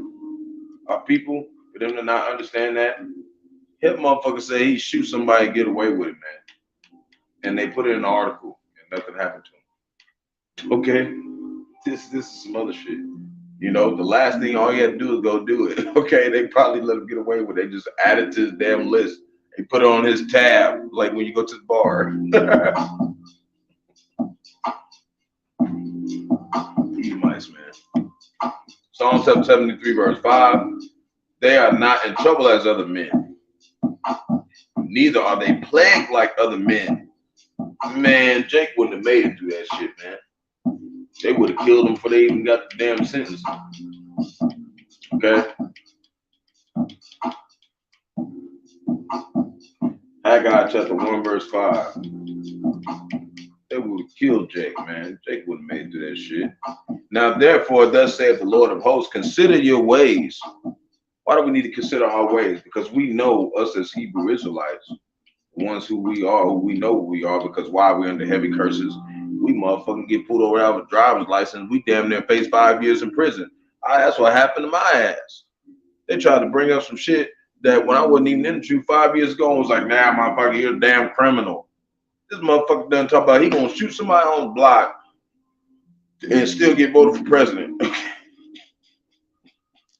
How can you not see this bastard, man? Now, therefore, thus saith the Lord of hosts, consider your ways. Please, Jake. Please consider your ways. Why, Lord? Why? Ye have sown much and bring in little.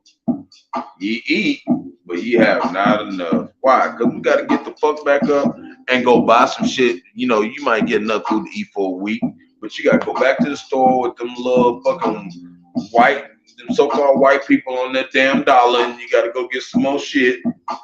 And it's probably 3 days if you got kids. You have not enough. Ye drink, but ye are not filled with drink. He clothe you, but there is none warm. Which means what? We got to go back and keep buying clothes because they get worn out. And he that earneth wages, put it into a bag with holes, man.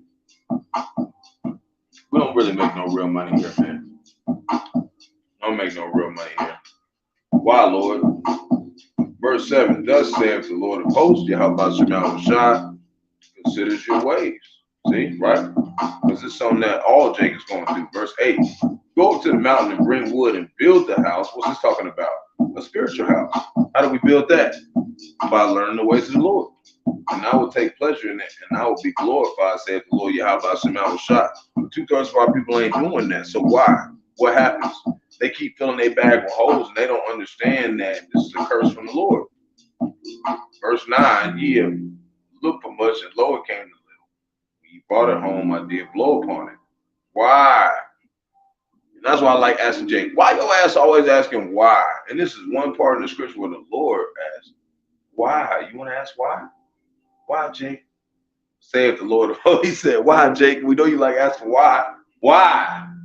Because mine house that is waste, and you run every man into his own house. So you over here trying to fucking be Esau Eden's fucking boyfriend. You trying to build your shit at his house, trying to get all your shit established here and establish your own righteousness. That's why I keep blowing on your money, because I want you to get blown up with his ass. So really, he's trying to help Jake. Right? Sounds like it to me. We're going to move on. You said, why, Jake? You kept asking me why. Here's the answer. Jake still don't see it, man. Straight blowing the trumpet right in the motherfucking face. Motherfucker sound asleep, man. You know? Crazy, man. Ecclesiastes chapter 12, verse 13. And it reads, let us hear the conclusion of the whole matter. So we know this thing going on with Trump. We haven't heard the whole conclusion of the matter, but we know for sure that he's got 78 felonies and he hasn't even fucking paid any money to bail out. He hasn't done anything when it comes concerning to taking a mugshot. He hasn't done anything concerning youreacriminal.com. So that's what we know. So we're going to do this. We're going to do this. Ecclesiastes chapter 12, verse 13. What do we do, Lord? Let us hear the conclusion of the whole matter. Fear the Most High and keep his commandments. Why? Because we're not Esau Edom, so we can't get away with 78 felonies and not go to jail. For this is the whole duty of man. This is so crazy, man. I can't believe that shit. James chapter 3, verse 1. And this is another thing. If you're going to be a teacher, you need to consider this.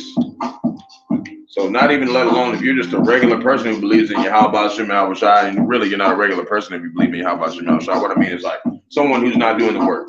Like even if you're going to come to do the work, you need to consider this. This is James chapter 3, verse 1. My brethren, be not many masters. Which means what? Teachers. Masters are teachers, and our masters are who? Elders and Apostle Great Millstone. Knowing that we shall receive the greater condemnation. So we're going to get punished more swiftly. We're going to get punished more harshly for the things that we do. We're going to be held more accountable. We're going to be more, Lord's going to be more strict on us because we're guiding his sheep. So our life is not going to be as easy as someone who is not teaching the truth. And that's why a lot of Jakes quit this truth, because they don't understand that this comes with suffering. We came here to suffer with Yahawah. Right? So we're going to pass that. Okay. I'm getting there.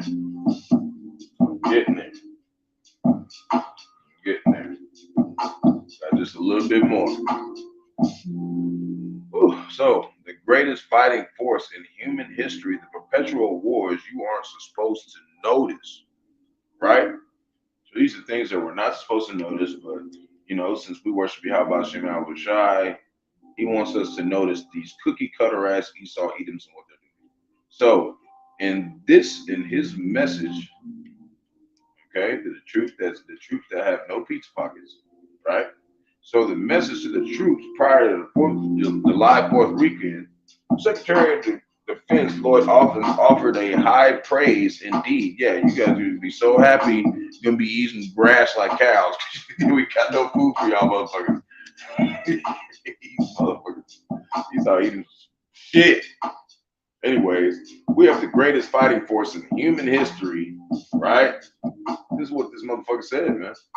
The greatest fighting force in history, but we have no peace pockets. So, anyways, he tweeted. He didn't want to go say it to his face because he know he get beat up. He's like, bitch, I ain't ate in 2 days. I had to walk all the way to fucking Wendy's to get a fake ass burger. Fuck you. So they didn't want to go do it to his face. He had tweeted. Okay, so anyways, connecting that claim to the U.S. having patriots of all colors, creeds, and backgrounds who bravely volunteer to defend our country and our values. And they just got some great values, right?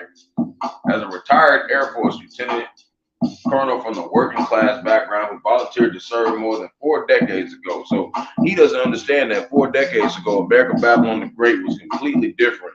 But he just like, this is such a great place. We got pan pizzas joining. We got fruit roll-ups in the military. We got women running the military. It's just a great military. So anyways, who am I to argue with Austin?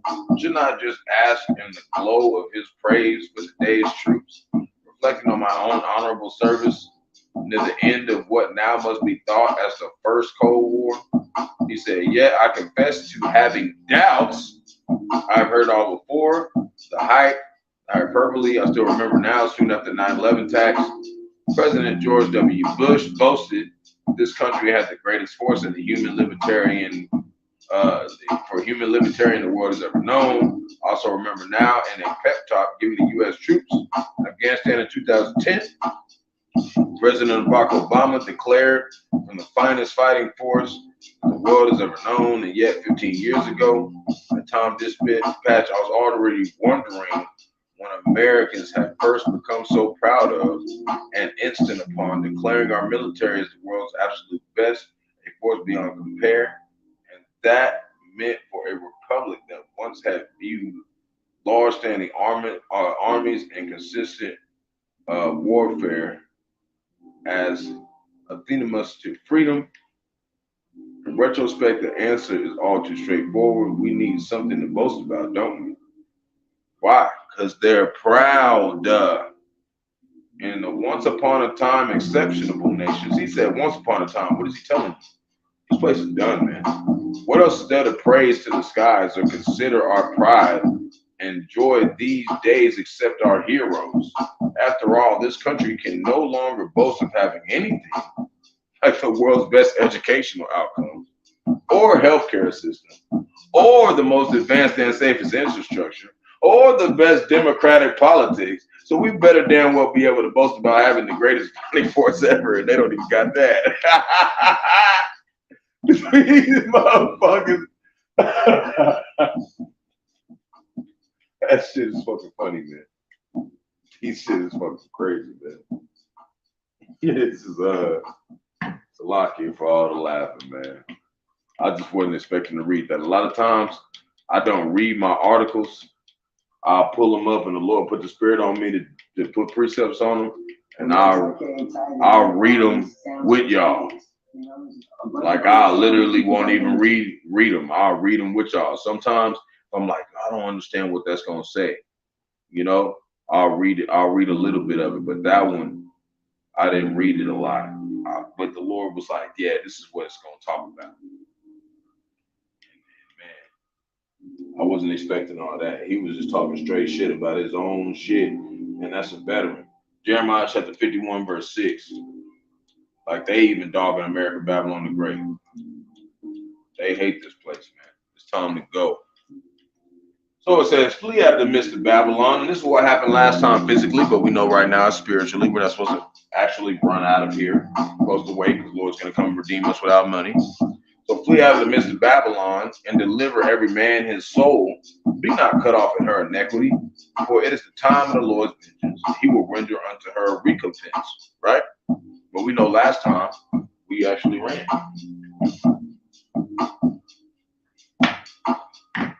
Because during that great destruction that happened to our people. But now we're supposed to stay. Okay, wait on Yahawashi and Rawchaa. Jeremiah chapter 49, verse 13. It's going to be a miraculous, deliverance to a lot of Israel. And some of us are going to die, yeah. But that's why we're standing on the front lines and we're telling everybody to get ready right now. We're prepared. We're those ones, the ones that's on the highways and byways, the ones that's doing all this, starting with the elders and apostles of Great Millstone. It's out here putting our lives every day on the line. We're the ones who, we know that we're going to be the ones who, have a bigger possibility of dying than somebody who didn't say anything. Right? We're all listed over here. Jeremiah chapter 49, verse 13, because they know we don't fuck with them, and we know they're some crusty assholes, and we don't like them. Jeremiah chapter 49, verse 13, for I have sworn by myself, said the Lord, that Bozrah, which is the capital city of Esau, Edom, will become a desolation, a reproach, a waste, and a curse. And the cities thereof shall be perpetual wastes. Right? It's going to be perpetual waste, man. But it's going to be done with. Just like it says, the greatest fighting force ever in human history, the perpetual wars. We weren't supposed to know. So they don't understand that these perpetual wars are going to lead to what? Perpetual wastes. Okay? It's going to be done away with. It's going to be over with. Okay? Game over. Jeremiah chapter 25. Verse 9, or Jeremiah chapter 9, verse 25.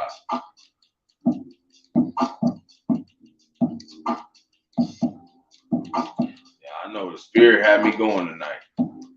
I'm all everywhere. Jeremiah chapter 29, verse 9. Behold, the days come, saith the Lord Yahawashi will punish all them that are circumcised with the uncircumcised.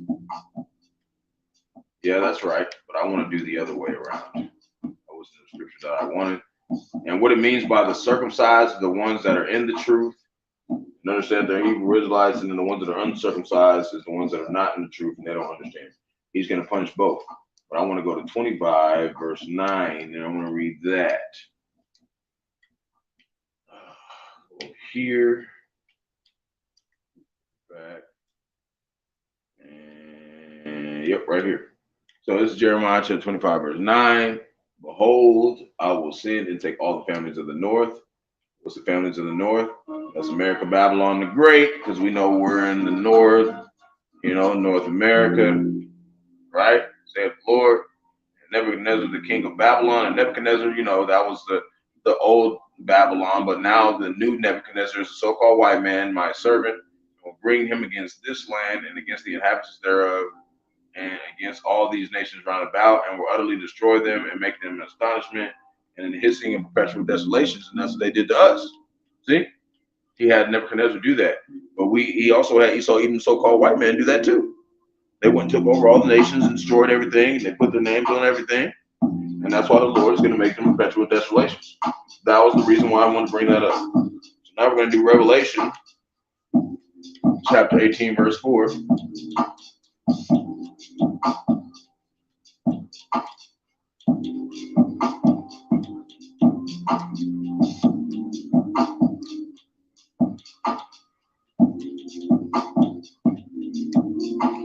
It's a long lesson to waterfall, who tune in, Yahawashi, Barak, especially, whoever's with me right now is very late. Water for tuning in. It's not very, what I would say, common. Somebody be this late up, with me. So it's water for tuning in.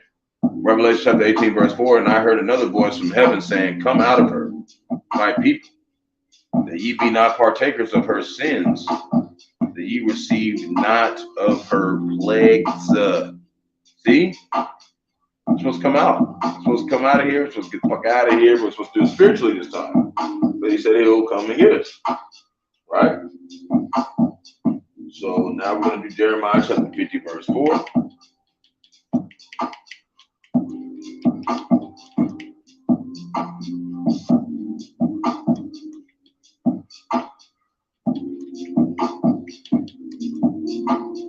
And it reads, in those days and in that time, saith the Lord, the children of Israel shall come, and the children of Judah, which is so-called Negroes, together, going and weeping, and they shall go and seek the Lord their God, Yahawashi. And that's a time that was then, and that's a time now. we're weeping spiritually. We're like, man, some of us are reaching physically. We're like, damn, man, we fucking hate this place, you know? And we're seeking Yahawashi and Rawchaa. You know, I was one of those people who went through both. Okay, if you don't know me that well. You know, if you don't, I went through that phase of physically weeping, man. I was like, man, fuck this place, man. Lord, give me whatever it is, give me the fuck out of here. Well, I gotta die for you or live for you. I'm trying to go. He said, look, son, I got work for you to do. Or I would have already took your ass off the planet because you've not been doing what I've been telling you to do for 31 years of your life. Or well, 30. Because I started doing the Cambridge history about a year ago. Matthew chapter 11, verse 17, and saying, okay, hold on, go back. It says Matthew chapter 11, verse 16, you know, and this is like a song, okay? This whole thing is a song of Moses. Like, this is what's going to save us out of Egypt, okay? And that's what saved us out of Egypt last time, that song. Okay, it's the same song that's going to save us this time, you know? But our people, it's like they read the words and they think it's like they're just reading it. It's not like they're not seeing it as a song and they're not hearing it. It's like you can read the words and hear and see the song. Can you hear it? That's why he said, he who have ears, let him hear. Right? The eyes that can see, let him see. It's Matthew chapter 11, verse 15, but 16. But whereunto I liken this generation, it is like unto children sitting in the markets, calling unto their fellows. Who's the one sitting in the markets? That was Apostle Great Millstone. That's who started it. Verse 17, and saying, we have piped unto you, and ye have not danced. And we know it started with 1 West, and it moved down to Great Millstone because everybody else started taking money and doing everything else, right? But those ones who started Great Millstone were the ones who were in 1 West, the old 1 West, before it got corrupted, and they carried it on the Great Millstone. Make sense? So, and saying, we have piped unto you, and said, we have not, and ye have not danced. We have mourned unto you, and ye have not lamented. A lot of people haven't lamented, haven't danced. They don't understand anything what's really being said. They can't hear the song because the Lord has blinded them from the song. You know, they're too busy hearing a little baby or whatever. So Philippians,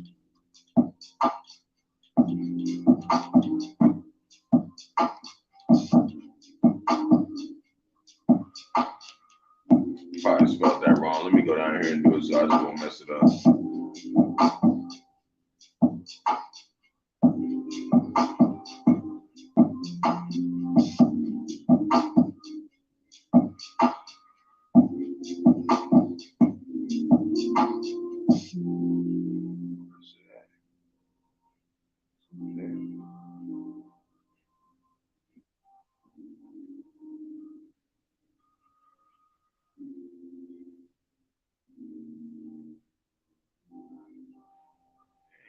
Not there. But to really try to type it in. Okay, hold on. Yeah, that's right. Philippians chapter 2, verse 12. I don't really look in Philippians a lot. Philippians chapter 2, verse 12, and it reads, wherefore, my beloved, as ye have always obeyed, not as in my presence only, now much more in my absence, work out your own salvation with fear and trembling. And so our people, they expect us to just show them everything. You got to go and look for yourself sometimes too. You got to go and study. You got to go and learn. You got to go in there and get down to that point where you're like, man, you know, I need to figure some things out. So we got 2 more articles. Going to put in some precepts. Actually got, we got 2 more articles. I'm going to put in some precepts of both of these, and we're going to get out of here. It's a very long lesson, not as long as, you know, a little longer than what I normally do. Looking for an easy way to get that LLC next to your business name? You know, Rawchaa brand. that's what 2/3 sounds like, so we're not going to listen to that. Lock you. So we're going to go back and get back into this lesson. And it says, why have so many Americans stopped going to church? Why is that? That's what we're going to talk about next.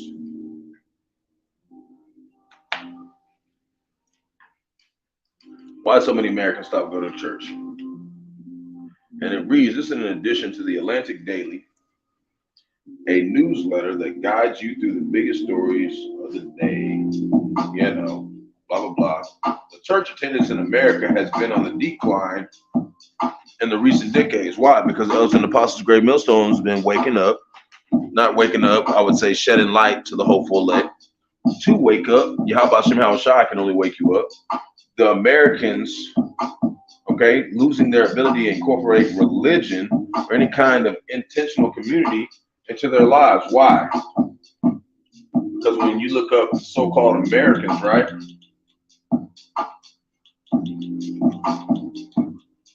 I don't know if I'm saying his name right, but it's gonna pop up.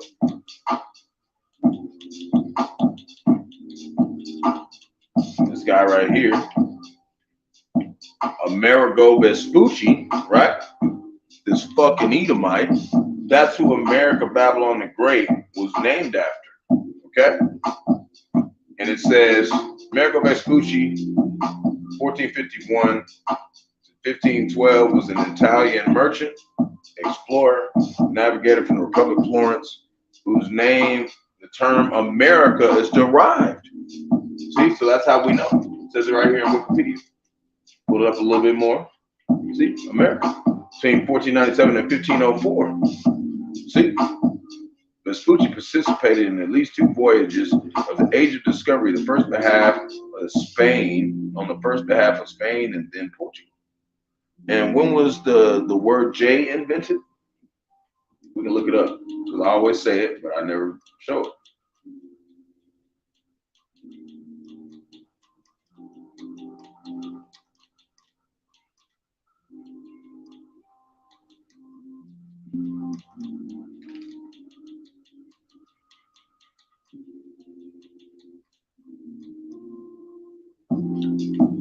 $1524. So it wasn't too longer after they made the J and everybody started calling Yahawashi Jesus Christ. See? It's all just Roman bullshit. Renaissance. What is Renaissance? Italian Renaissance. What's Renaissance? Rebirth of the so-called white man. That's what it's talking about, man. Shit was a time when after Yahawashi had allowed Satan to be loosed out of his prison, which is the caves. That's where you get collocation from. So anyways, okay, and then it says, take a drive down Main Street of just any major city in the country, and with the housing market ground to hope, you might pass more churches for sale than homes. 2 sociologists wrote in the Atlantic in January. And facts bear out that visual. Like Jacob McDowell, an editor and chief of Quarterly magazine, Mere Orthodoxy, notes in a recent essay about 40 million Americans have stopped going to church in the past 25 years. How long has Apostle Great Millstone been teaching? About 40 years. And they've been cutting these damn Christians' heads off in the spirit. That's something like 12% of the population, okay? And that represents the largest concentrated change in church attendance in American history. So we're knowing that Christianity is dead, man. Shit's over with. Let's put some precepts about this. Luke chapter 8, verse 18.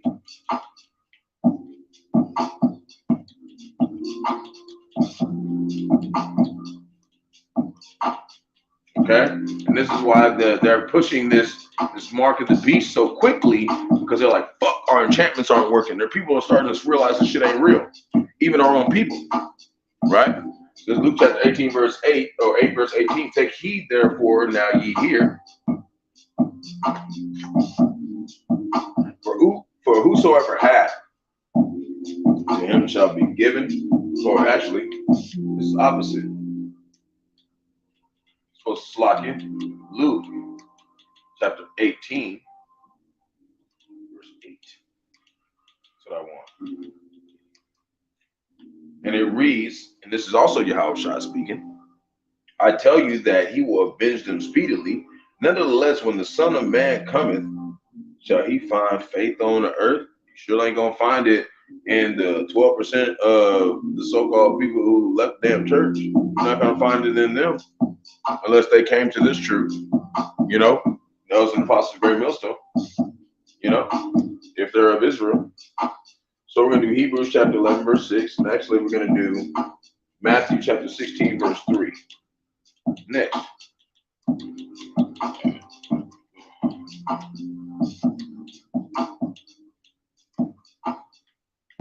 And it reads, and in the morning it will be, in the morning it will be foul weather today, for the sky is red and lowering, ye hypocrites. Ye can discern the face of the sky, right? They got their newscast. They come out and be like, yeah, it's gonna be sunny out today, and high winds of 45, whatever, right? But ye cannot discern the signs of the times. They can't discern the signs of the times. Why not? Because it wasn't given to them to understand. Who did the Lord give the signs to understand the sign? Who did the Lord give the signs, the time to understand the signs of the times? Who did he give that to? He gave it to the Hebrew Israelite, but he gave it to one tribe specifically. I want to point that out. First Chronicles is very interesting right here. Okay? I'm going to point this out. First Chronicles, chapter 12, verse 32. Very interesting. And it reads, and the children of Issachar, who's that? The so-called Mayans, you know, they made the Mayan calendar, and they said that the world was going to end in 2012 and blah, blah, blah, blah, blah, right? Well, really, that was the end of the so-called white man's rulership. That was like the end of his rulership. That was really what they were saying. But we're going to show you this is why.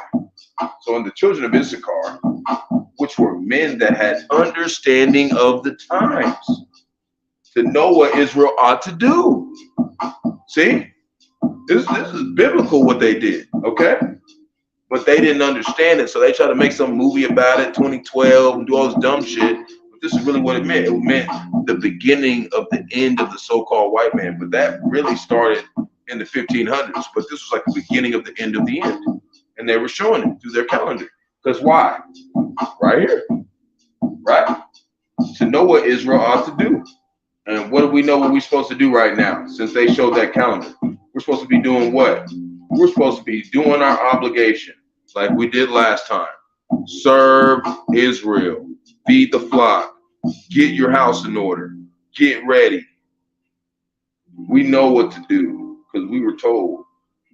The heads of them were 200 and all their brethren were at their commandment. So I just wanted to show that. Very interesting. So Hebrews chapter 11, verse 6.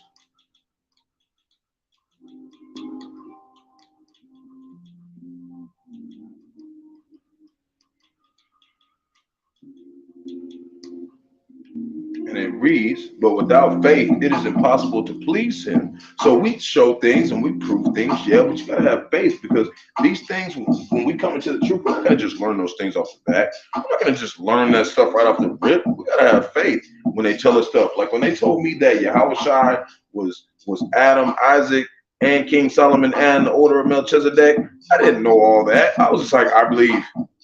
And I know I'm going to know eventually, Lord, Yahawashi, whenever you show me the water for showing me, because I want to know the story, because I know they're not just telling me that for no reason. That is something so diverse. Why would they tell you that for no reason?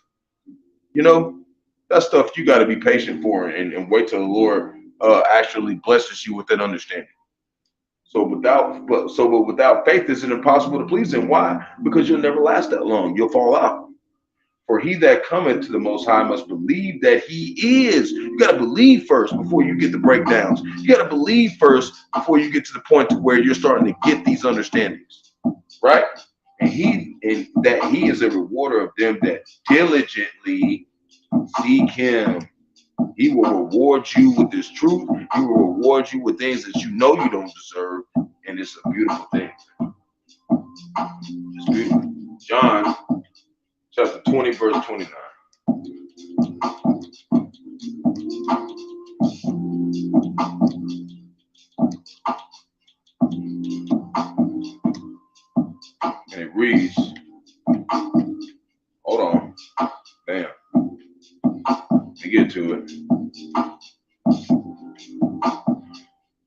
reads, Yahawashi saith unto him, Thomas, because thou hast seen me, thou hast believed. Right? Blessed are they that have not seen, and yet they have, seen, and yet have believed. And who's that? That's us. We came into a time where we can't remember who we are, and we still believe in Bahasham, Yahawashi, man. So what does it say about those people? Blessed are they, man. We're blessed to know this stuff, man, and believe that what we are seeing is true. Okay, given by the elders and apostles, very Millsong. 2nd Ezra chapter 5, verse 1. I try to be quick with this, but this was not a quick lesson. This was a deep lesson for me. I had many things happen to me today. Hey, I'm giving at least 2 hours to Yahawashi today. Even though I got to be up, I got to get ready for camp. I got the plantation. Hey, man, this stuff comes before my own sleep. Okay, this is okay. Pure love for Israel, man. We love Israel, man. Don't need no recognition. Hey, I'm a servant of the hopeful elect. Why do Yahawashi for giving me the honor to serve my people, man? Israel, and it's also serving myself because I learn things with y'all. That's the thing. A lot of my stuff I read from them articles, I'm learning that with y'all, man. I'm not reading that and being like, I done studied that. Like, Lord, I don't have enough time to do all that. I have so much shit I have to do other than this. With the Lord, He's guiding me through this. This is not me, man. It's Yahawashi. So, the water, man. Water, Yahawashi. Real. 2nd Ezra chapter 5, verse 1. Nevertheless, as coming the tokens, behold, the day shall come, that they which dwell upon the earth shall be taken in a great number. Right? We know this, looking at the articles, and it's already happening. And the way of truth shall be hidden, and the land shall be barren of faith. And it's already like that. There's many people who have lost their faith in the Most High, and a lot of them, start with them Christian churches. They've left them churches. And of course, they didn't have the true faith in the Most High, but it's just showing that these enchantments that Esau Edom is doing on these people is not working no more. And everything that Ezra's and all the other prophets, we're literally watching them play out in real time. This is Ephesians. My last one, and then I'm going to one more article, and I got a little bit of precepts for that, and then we out of here. So Ephesians chapter 2, verse 8.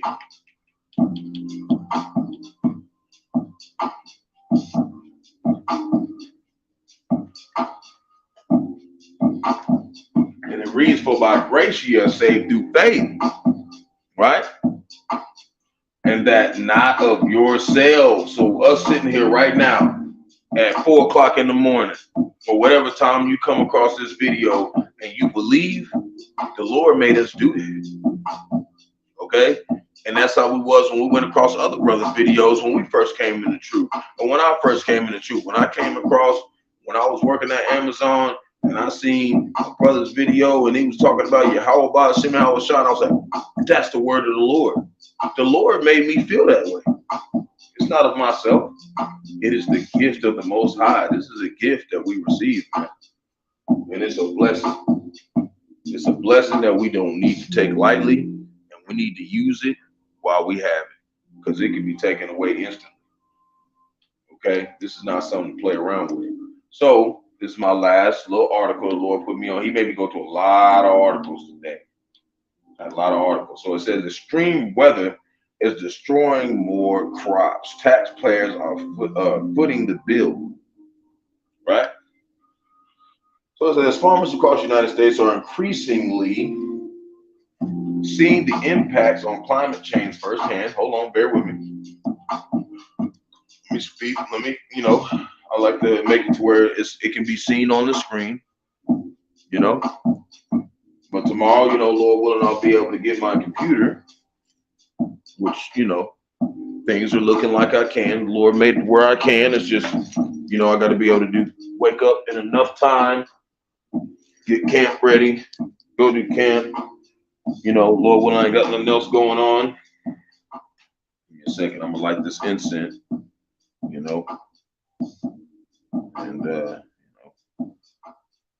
means incense. There's a little store down the street. They got a lot of incense, man. They got a lot of good smelling incense. I like to bring them and burn them whenever, you know, I'm either doing lessons or sometimes I just do them, you know, especially when my elder comes by, you know, like the house smelling nice. You know, like to be presentable. So it's a lock here. Okay, kind of went out. Okay, so anyways, weather is destroying everything, you know, it's destroying coral reefs and all types of stuff.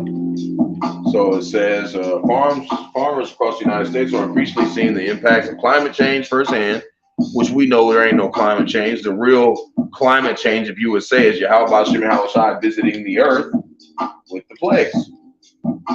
Firsthand, right?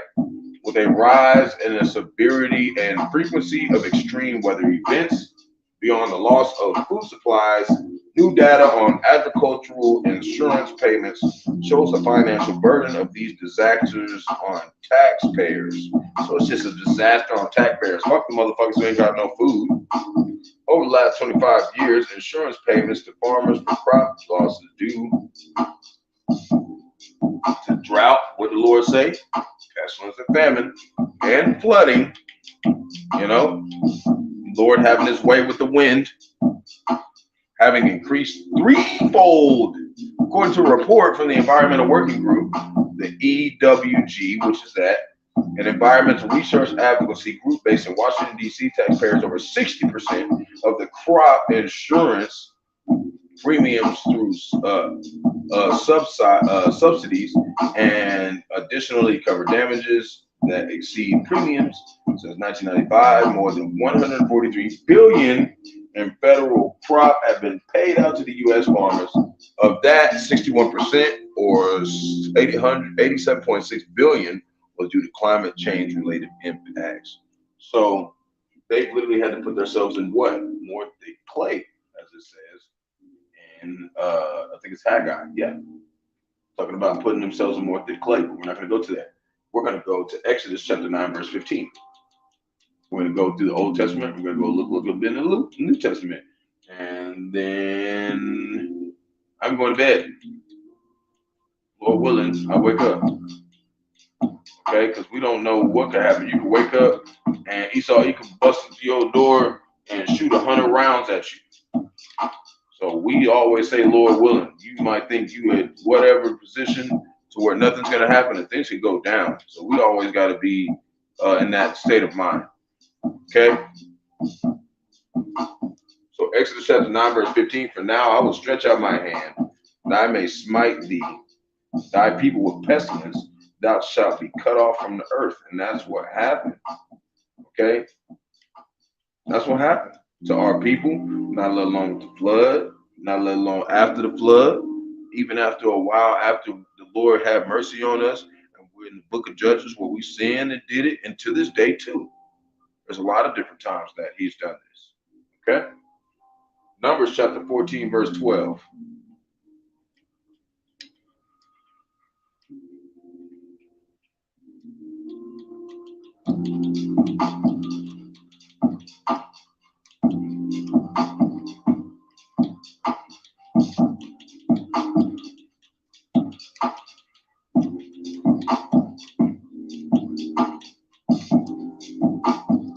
And it reads, I will smite them with pestilence and disinherit them. And that's what happened to us. Our heritage was taken away.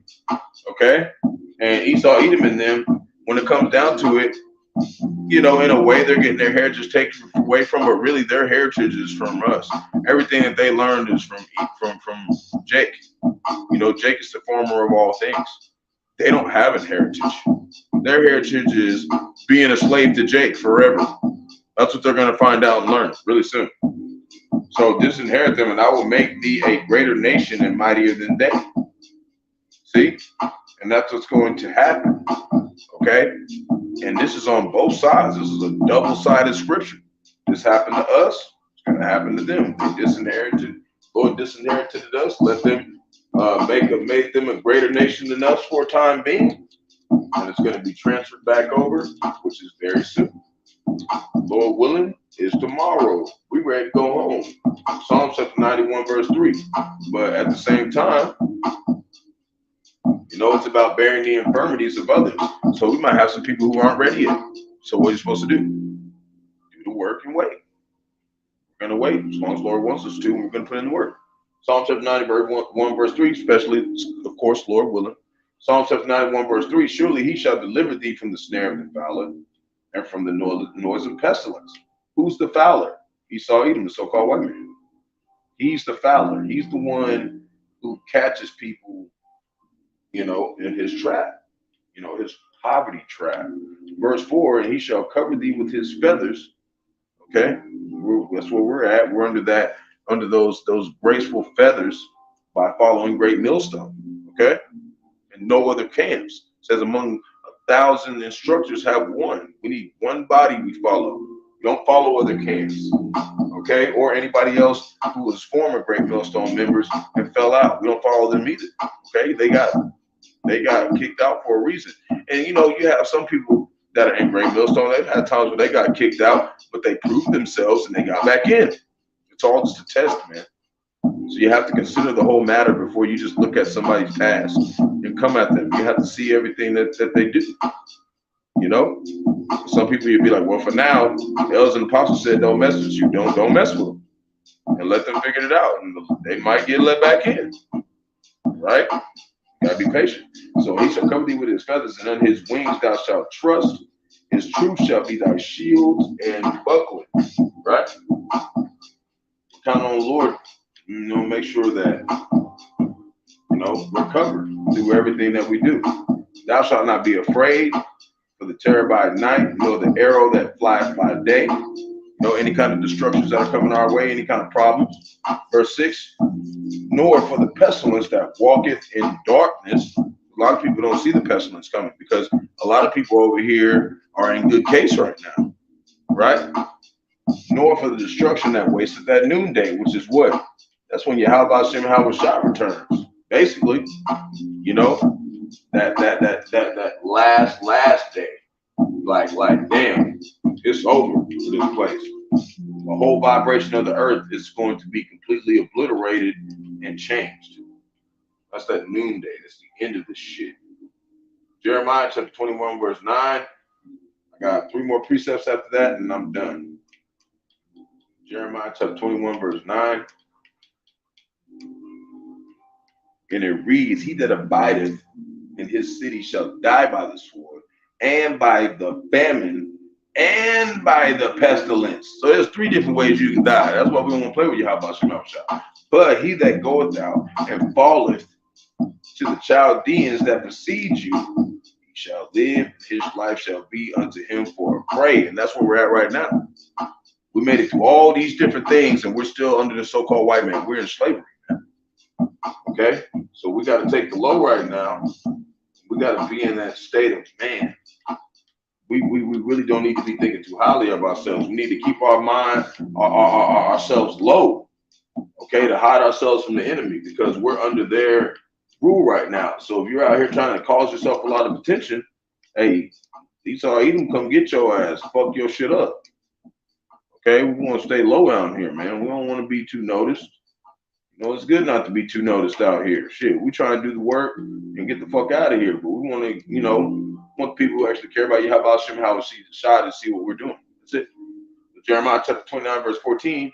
Now I will be found of you, saith the Lord, Yahawashi, and I will turn away your captivity. And I will gather you from all nations, from all the places whither I have driven you, saith the Lord. That's what he's doing right now, but he's doing it through the Spirit first. Now I'll bring you again into the place whence I caused you to be carried away captive. See? That's what he's doing right now.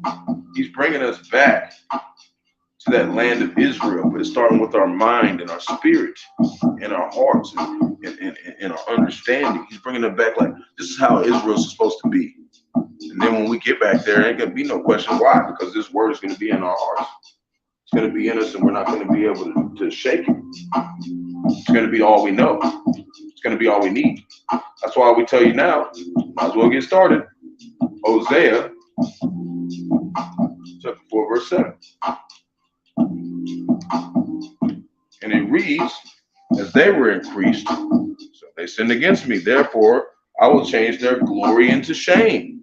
So that's what happened to us. Our glory was changed into shame because our sins increased, and we kept sinning against the Lord, right? As we talked about over time, the many different times that we were here. Okay? Because we know that it says that the Lord visits us every third or fourth generation. You know? Which means that he comes back and he puts us back here to serve our judgment. So, but we're going to go to Zephaniah. Lord willing, I'm spelling that right. Zephaniah chapter 3, verse 19. It's my last precept. Yep. And it reads, behold, at that time I will undo all that afflict thee, and I will save her that halteth, and gather her that was driven out. Who's that her? It's Israel. Just like it says in Revelation chapter 12, verse 1, the woman Israel, right? Starting with the men first and foremost. Now I will get them praise and fame in every land where they have been put to shame, man. You know, and that's just a gift from the Most High. He didn't have to do that. We don't deserve nothing, man. We just want to make it out of here. The fact that he said he didn't do that for us, there's got to be a lot more that he has in store for us. So Lord willing, us edifying to the flock. Long lesson.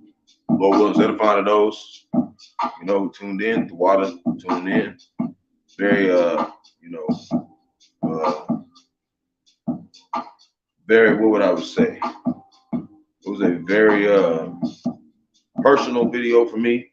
You know, I learned a lot.